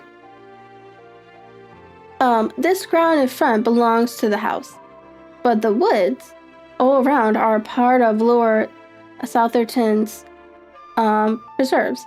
A clump of copper beeches immediately in front of the hall door has given its name to the place. I was driven over by my employer, who was amiable as ever, and was introduced by him that evening to his wife and their child. There was the truth, Mr. Holmes, in a conjuncture which seemed to us to be probable in your rooms at Baker Street. Miss Rucastle is not mad. I found her to be a silent, pale-faced woman, much younger than her husband, not more than 30. I should think, well, he can hardly be less than 45. For their conversation, I had gathered that they had been married about 7 years, that he was a widower, and that his only child by the first wife was the daughter, who had gone to Philadelphia. Miss Ruckcastle told me in private that the reason why she had left them was that he had an unreasoning aversion to her stepmother, as the daughter could not have been less than 20. I could quite imagine that her position must have been uncomfortable with her father's young wife. Miss Ruckcastle seemed to me to be colorless in mind as well as in features. She impressed me neither favorable nor the reverse. She was a non-and Lily?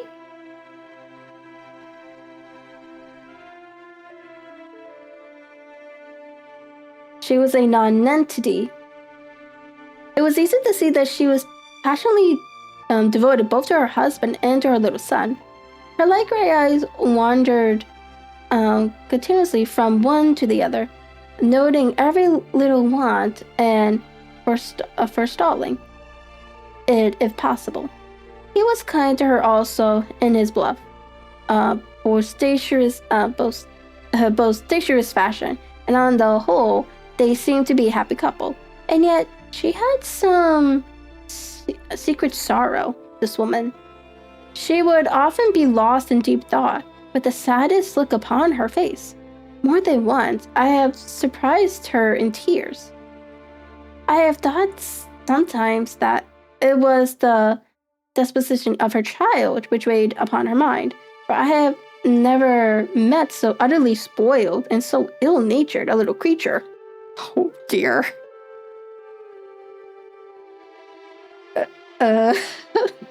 So I guess the child doesn't really behave that well, is what they're saying.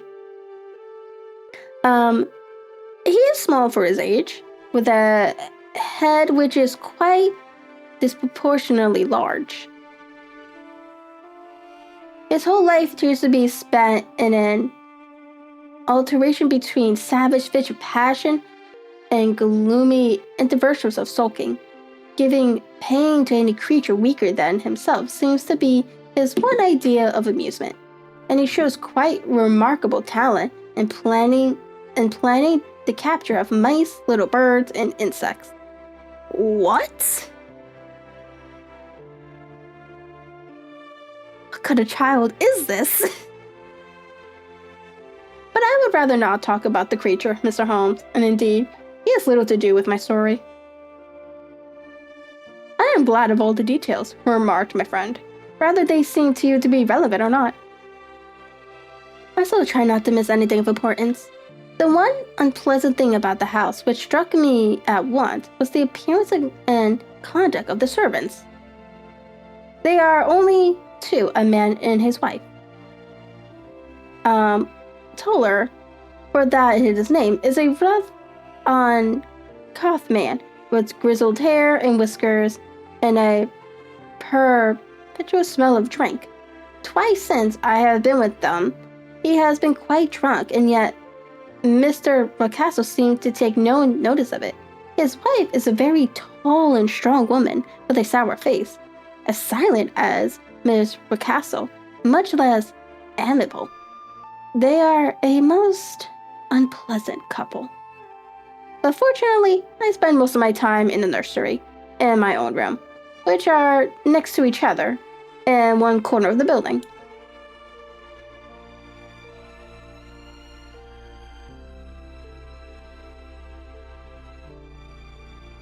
For 2 days after my arrival at the Copper Beech, my life was very quiet. On the third, Miss Ruckcastle came down just after breakfast and whispered something to her husband. "Oh yes," said he, turning to me. "We are very much obliged to you, Miss Hunter, for falling in with our whims so far as to cut your hair. I assure you that it has not distracted in the tiniest ill from your appearance. We should now see how the elastic blue dress will become you. You will find it laid out upon the bed in your room. And if you would be so good to as to put it on, we should both be extremely obliged. The dress which I found waiting me for was on a particular shade of blue. It was in an excellent material. Itself beige, but it bore unmistakable signs of having been worn before. It could not have been a better fit if I had been measured for it. Both Mr. and Miss Ricas expressed a delight at the look of it, which seemed quite exaggerated, and is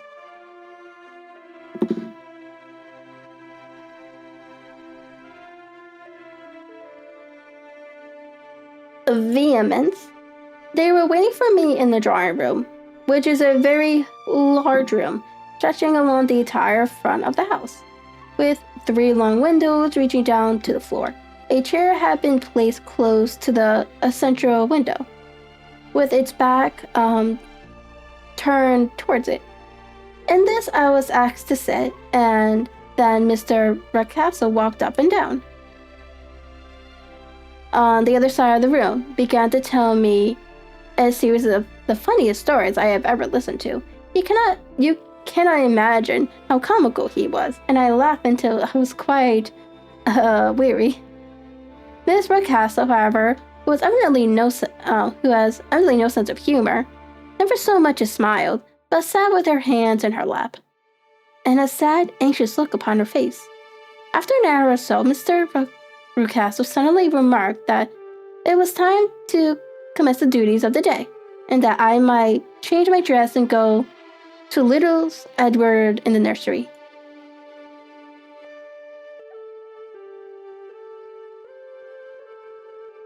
Two days later, the same performance was gone through under exactly similar circumstances. Again, I changed my dress. Again, I sat in the window, and again, I laughed very heartily at the funny stories, of which my employer had an immense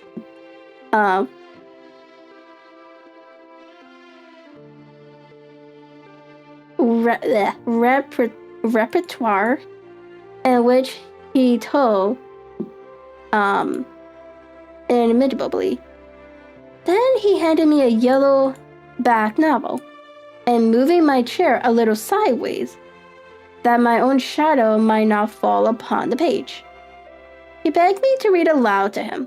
I read for about 10 minutes, beginning in the heart of the chapter, and then suddenly, in the middle of the sentence, he ordered me to cease and to change my dress.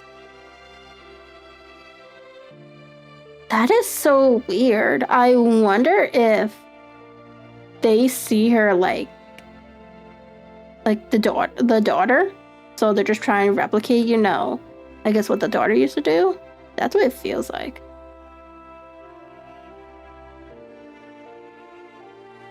You can easily imagine, Mr. Holmes, how curious I became as to what the meaning of this extraordinary performance could possibly be. They were always very careful, I observed, to turn my face away from the window, so that I became consumed with the desire to see what was going on behind my back. At first it seemed to be impossible, but I soon devised a means. My hand mirror had been broken, so a happy thought seized me, and I concealed a piece of the glass in my handkerchief. On the next occasion, in the midst of my laughter, I put my handkerchief up to my eyes and was able to see I was able with little magic to see all that was behind me. I confess that I was disappointed. There was nothing. At least, that was my first impression. At the second glance, I perceived that there was a man standing in the South Tantra Road. A small, bearded man in a gray suit. He seemed to be looking in my direction. Oh.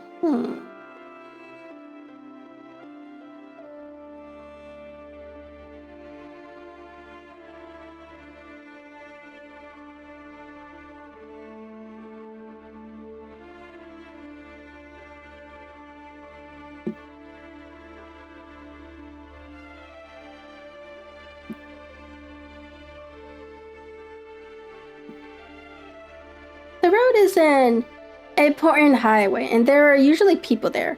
This man, however, was leaning against the railing, which bordered our field, and was looking earnestly up. I lowered my handkerchief and glanced at Miss Rucastle to find her eyes fixed upon me with a most searching gaze. She said nothing, but I am convinced that she divined that I had a mirror. "No friend of yours, Miss Hunter?" he asked. "No, I know no one in these parts." Dear me. How very, and Ituant suddenly turned round and motioned to him to go away. Surely, it would be better to take no notice. No, we should have him littering here anyway. Let me turn around and wave him away like that.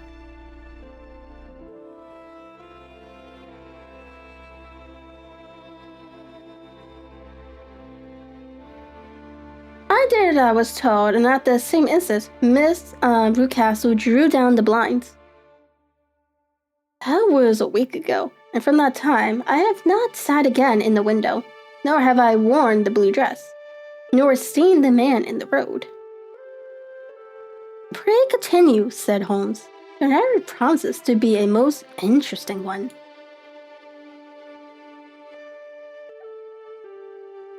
You will find it rather disconnected, I fear, and there may prove to be little relation between the different incidents of which I speak.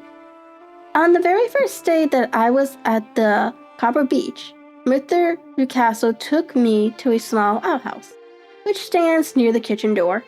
As we approached it, I heard the sharp rattling of chain and the sound as of a large animal moving about.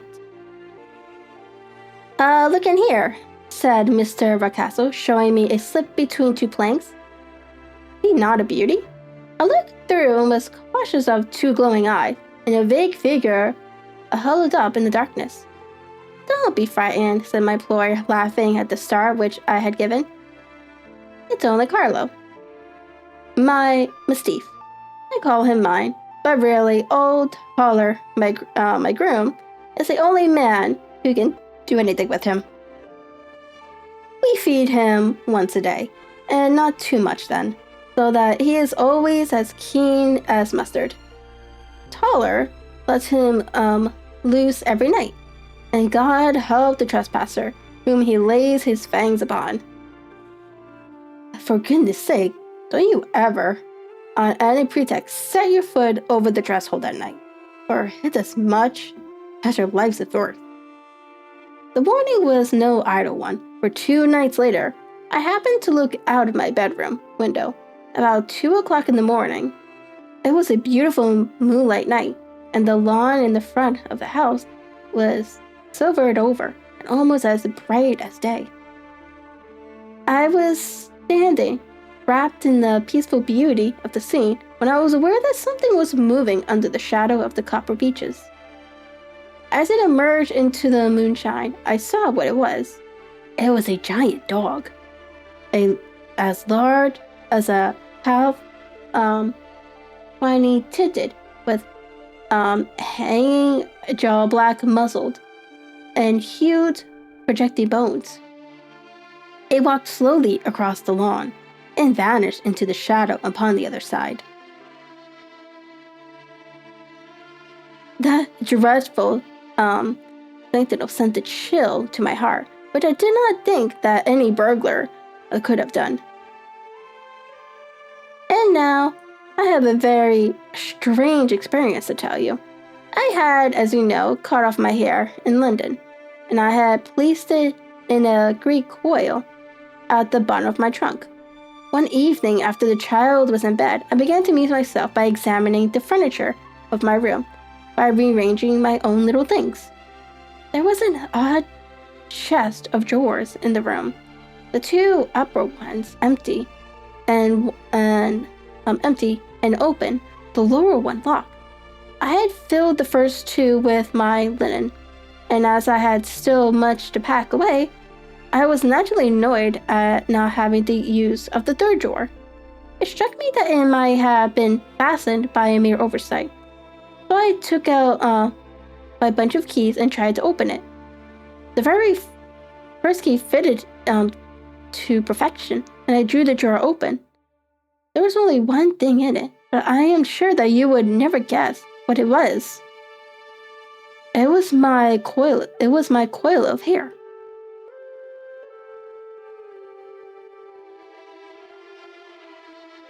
I took it up and examined it. It was of the same particular tint and the same thickness. But then the possibility of the thing obtruded itself upon me. How could my hair have been locked in the drawer? With trembling hands, I undid my trunk and turned out the contents, and drew from the bottom my own hair. I laid the two pieces together, and I assure you that they were identical. Was it not extraordinary? Puzzle as I would, I could make nothing at all of what it meant. I returned the strange hair to the drawer, and I said nothing of the matter to the Rucastles, but I felt that I had put myself in the wrong by opening a drawer which they had locked.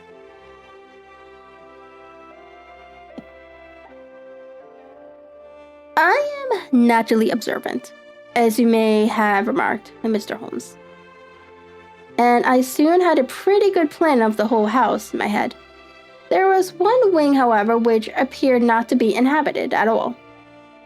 A door which faced that which led into the quarters of the Tollers opened into this suite, but it was invariably locked.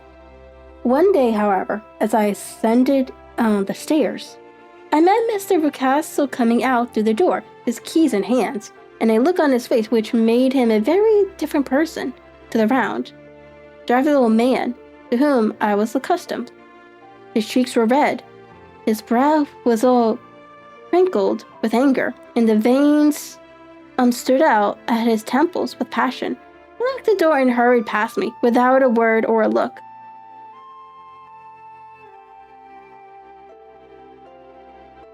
This aroused my curiosity, so when I went out for a walk in the grounds with my charge, I strolled round the house to the side, which I could see the windows of this part of the house. There were 4 of them in a row, 3 of which were simply dirty.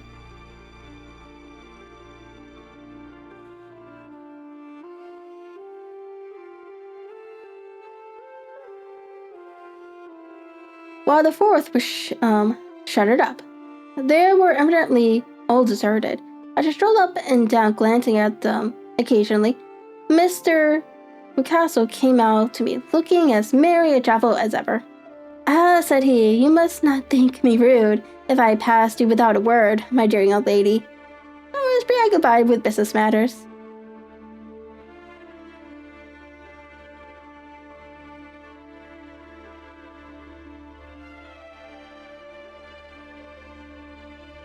I assured him that I was not offended. "By the way," said I, "you seem to have quite a suite of spare rooms up there, and one of them has the shutters up." He looked surprised, and as he seemed to me a little startled, I remarked, "Photography is one of my hobbies," said he. "I made my dark room up there. Dear me, what an observant young lady we have come upon. Who would have believed it? Who would have ever believed it?" He spoke in a jest's tone, but there was no jest in his eyes, and he looked at me. I read suspicion there and annoyance, but no jest. Oh, Mr. Holmes, from the moment that I understood that there was something about that suite of rooms which I was not to know, I was all on fire to go over them. Go over them. It was not mere curiosity, though. I have my share of that. It was more a feeling of duty, a feeling that some good might come from my penetrating to this place. They talk of woman's intuition. Perhaps it was woman's intuition which gave me that feeling. At any rate, it was there, and I was keenly on the outlook for any chance to pass the forbidden doors.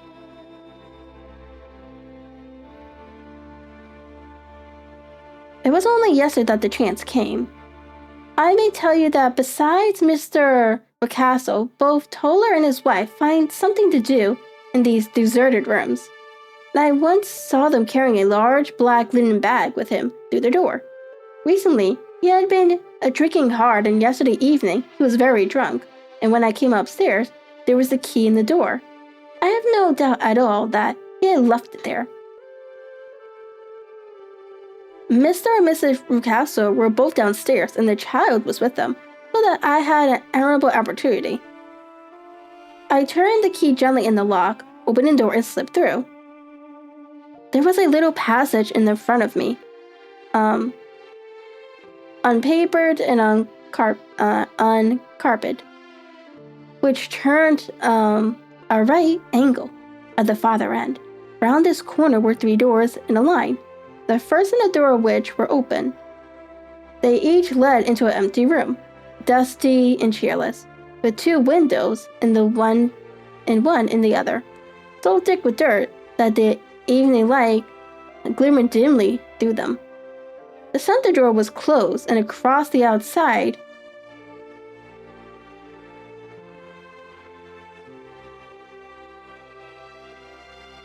it had been fastened one of the broad bars of an iron bed, padlocked at one end to a ring in the wall, and fastened at the other with stout cord. The door itself was locked as well, and the key was not there. This barricade door corresponded clearly with the shuttered room outside, and yet I could see by the glimmer from beneath it that the room was not in darkness. Evidently, there was a skylight which let in light from above, and I stood in the passage gazing at the sinister door and wondering what secret it might veil. I suddenly heard the sound of steps within the room. I saw a shadow pass backwards and forward against the little slit of dim light which shone out from under the door. A mad, unreasoning terror rose up in me at the sight, Mr. Holmes. My overstrung nerves evaded me suddenly, and I turned and ran as though some dreadful hand were behind me and clutching at the skirt of my dress. I rushed down the passage to the door and straight to the arms of Mr. Ruckcastle, who was waiting outside.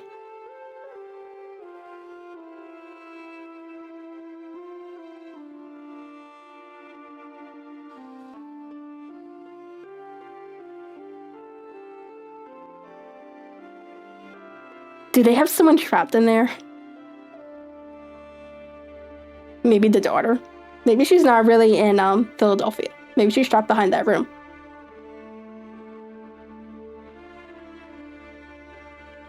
So, said he, smiling, it was you then. I thought that it might be when I saw the door open.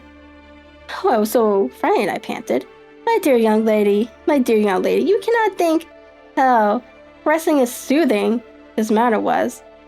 And what has frightened you, my dear young lady? But his voice was just a little too coaxing. He overdid it.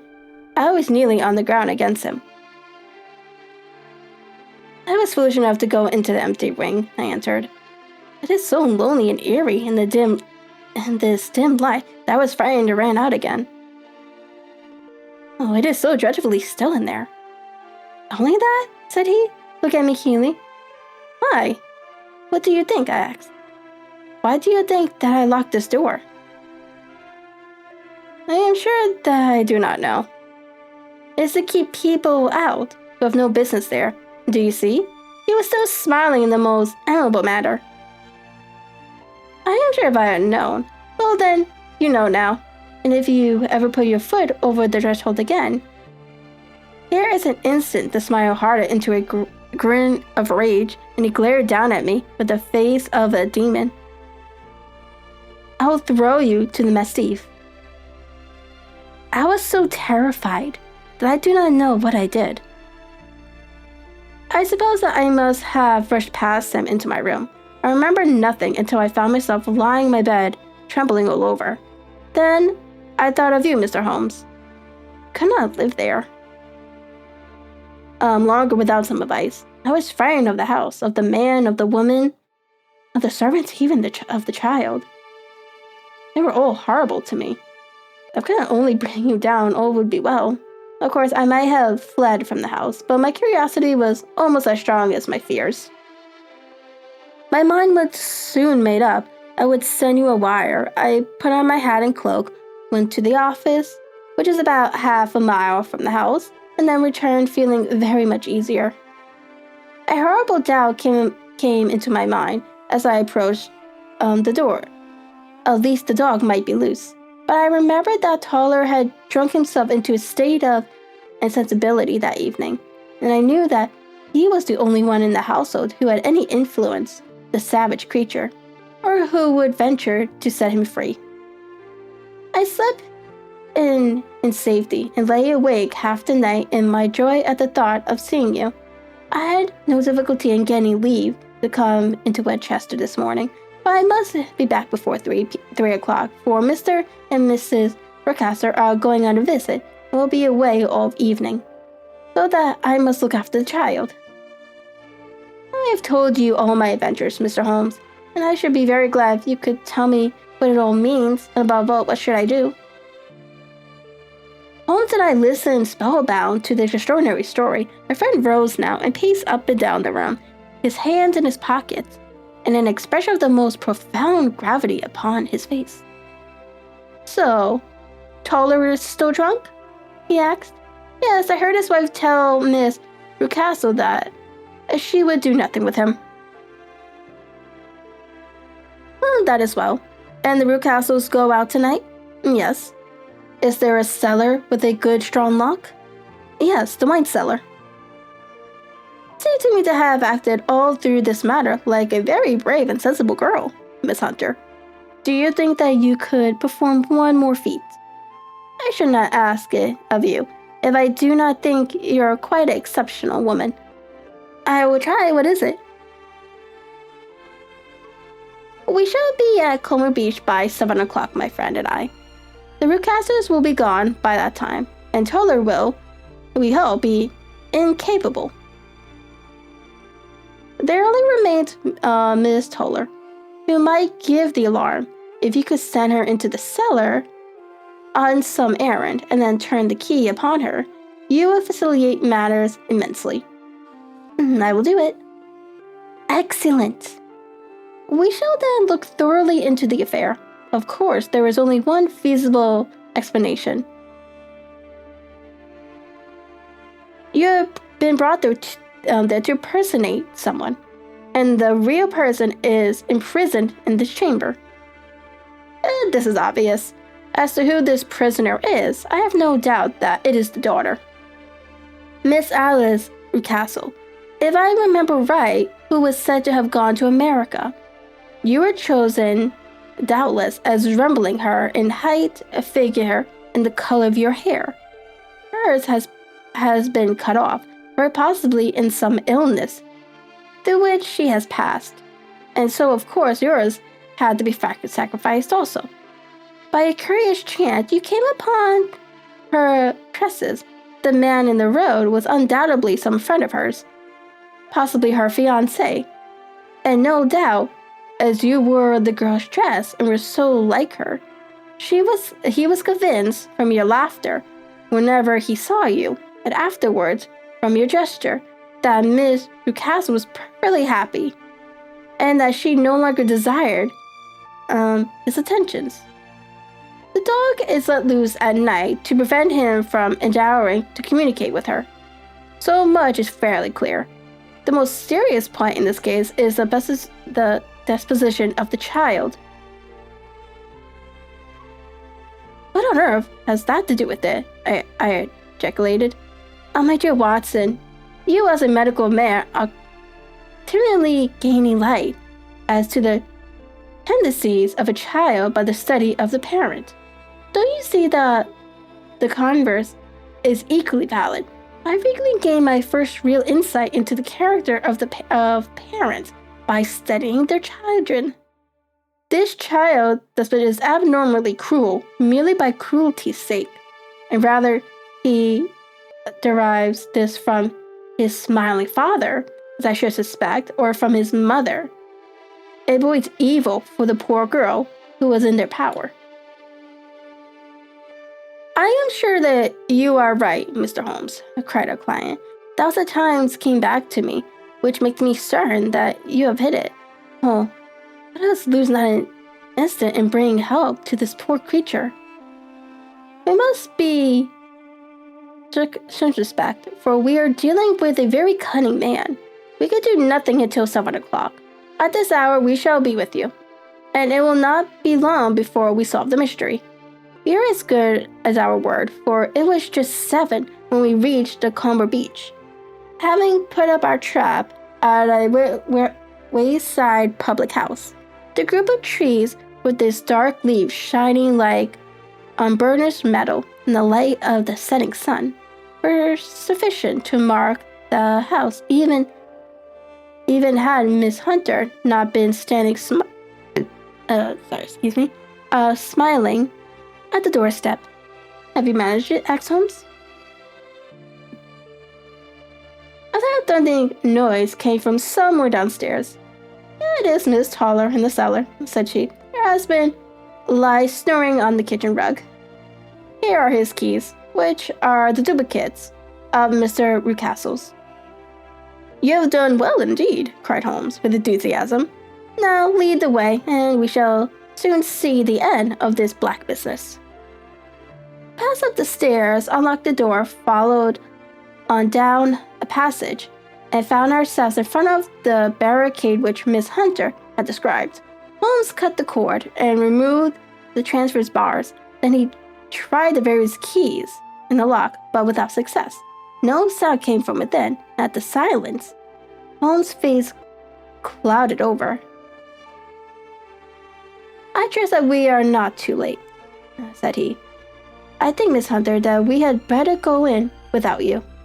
Now, Watson, put your shoulders to it, and we shall see whether we cannot make our way in. It was an old rickety door, and gave at once. Before our united strength, together we rushed into the room. It was empty. There was no furniture save a little parlor door, a small table, and a basket full of linen. The skylight above was open, and the prisoner gone. There has been some villainy here, said Holmes. This beauty has guessed Miss Hunter's intentions, and has carried his victim off. But how? Through the skylight, we shall soon see how he managed it. He swung himself up into the roof. Ah, yes, he cried. Here is the end of the long light ladder against the eaves. This is how he did it. But it is impossible, said Miss Hunter. The ladder was not there when the Rucastles went away. He has come back and done it. I tell you that he is a clever and dangerous man. I should not be very much surprised if this is where he both stepped here now upon the stairs. I think, Watson, that it would be as well for you to have your pistol ready. The words were hardly out of his mouth before a man appeared at the door of the room, a very fat and burly man, with a heavy stick in his hand. Miss Hunter screamed and struck against the wall at the sight of him. But Sherlock Holmes sprung forward and confronted him. You villain, said he. Where's your daughter? The fat man cast his eyes round and then up at the open skylight. It is for me to ask you that, he shrieked. You thieves, spies and thieves. I have caught you. Have I? You are in my power. I'll serve you. He turned and clattered down the stairs as hard as he could go. He's gone for the dog, cried Miss Hunter. I have my revolver, said I. I'd better close the front door, cried Holmes, and we all rushed down the stairs together. We had hardly reached the hall when we heard the baying of a hound, and then a scream of agony with a horrible roaring sound which was dreadful to listen to. An elderly man with a red face and shaking limbs came staggering out at a side door. My God, he cried, someone has loosed the dog. It's not been fed for 2 days. Quick, quick, or it'll be too late.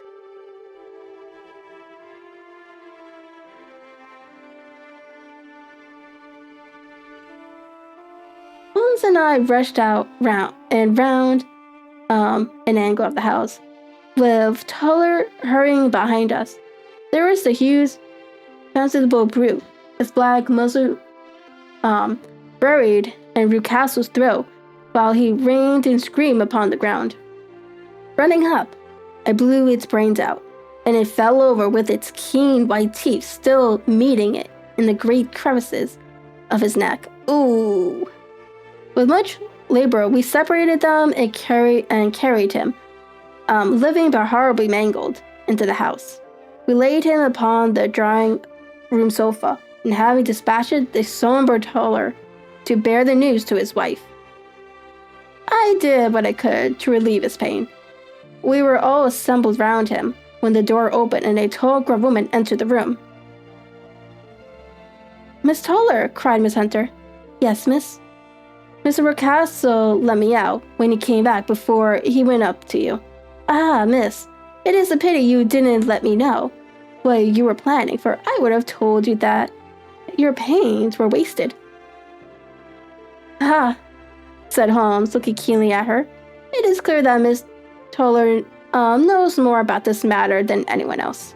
"Yes, sir, I do. I am ready enough to tell what I know." "Then pray sit down and let us hear it, for there are several points on which I must confess that I am still in the dark." "I will soon make it clear to you," said she, "and I have done so before now, if I could get out from the cellar. If there's a police corpus over this, you'll remember that I was the one that stood your friends, and that I was Miss Alice's friend too. She was never happy at home. Miss Alice wasn't. From the time that her father married again, she was sighted like and had no say in anything.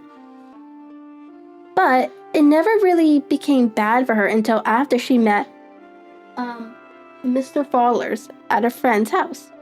As well as I could learn, Miss Alice had rights of her own by will, but she was so quiet and patient that she never said a word about them, but just left everything in Mr. Rucastle's hands.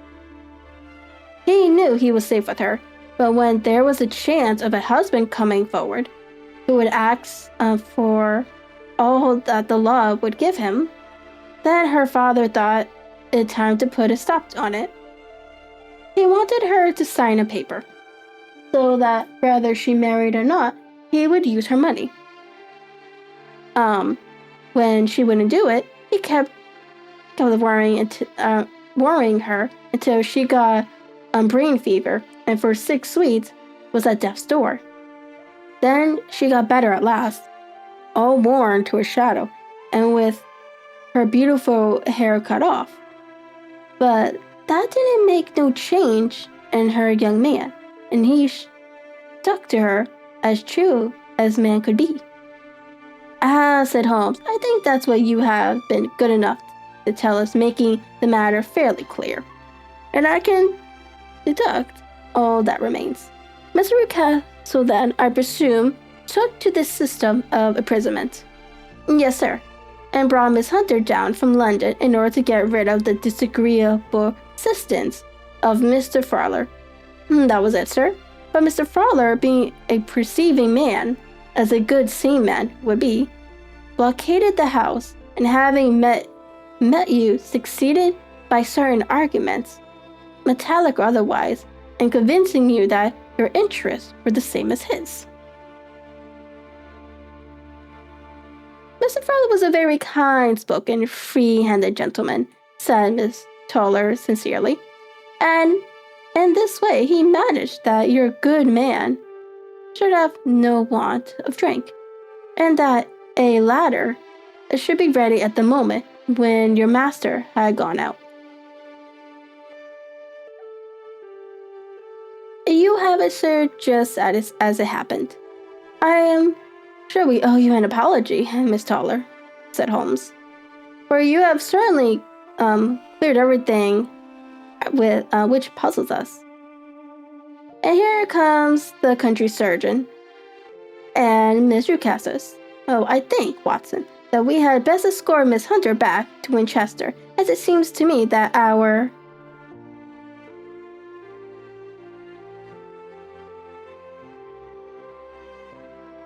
local Kusandi now is rather questionable one, and thus was solve the mystery of the sinister house with the Copper Beech in front of the door.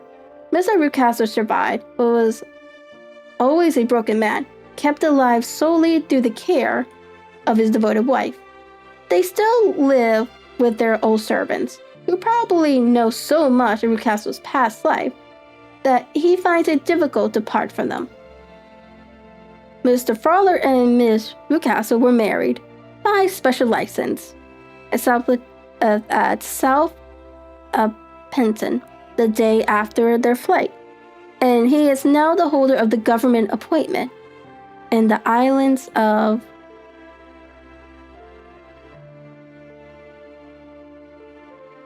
Mauritius. As to Miss Violet Hunter, my friend Holmes, rather to my disappointment, manifested no further interest in her when once she had ceased to be the center of one of his problems. She is now the head of a private school at Rochelle, where I believe that she has met with considerable success. Okay, and that is the last story of The Adventures of Sherlock Holmes.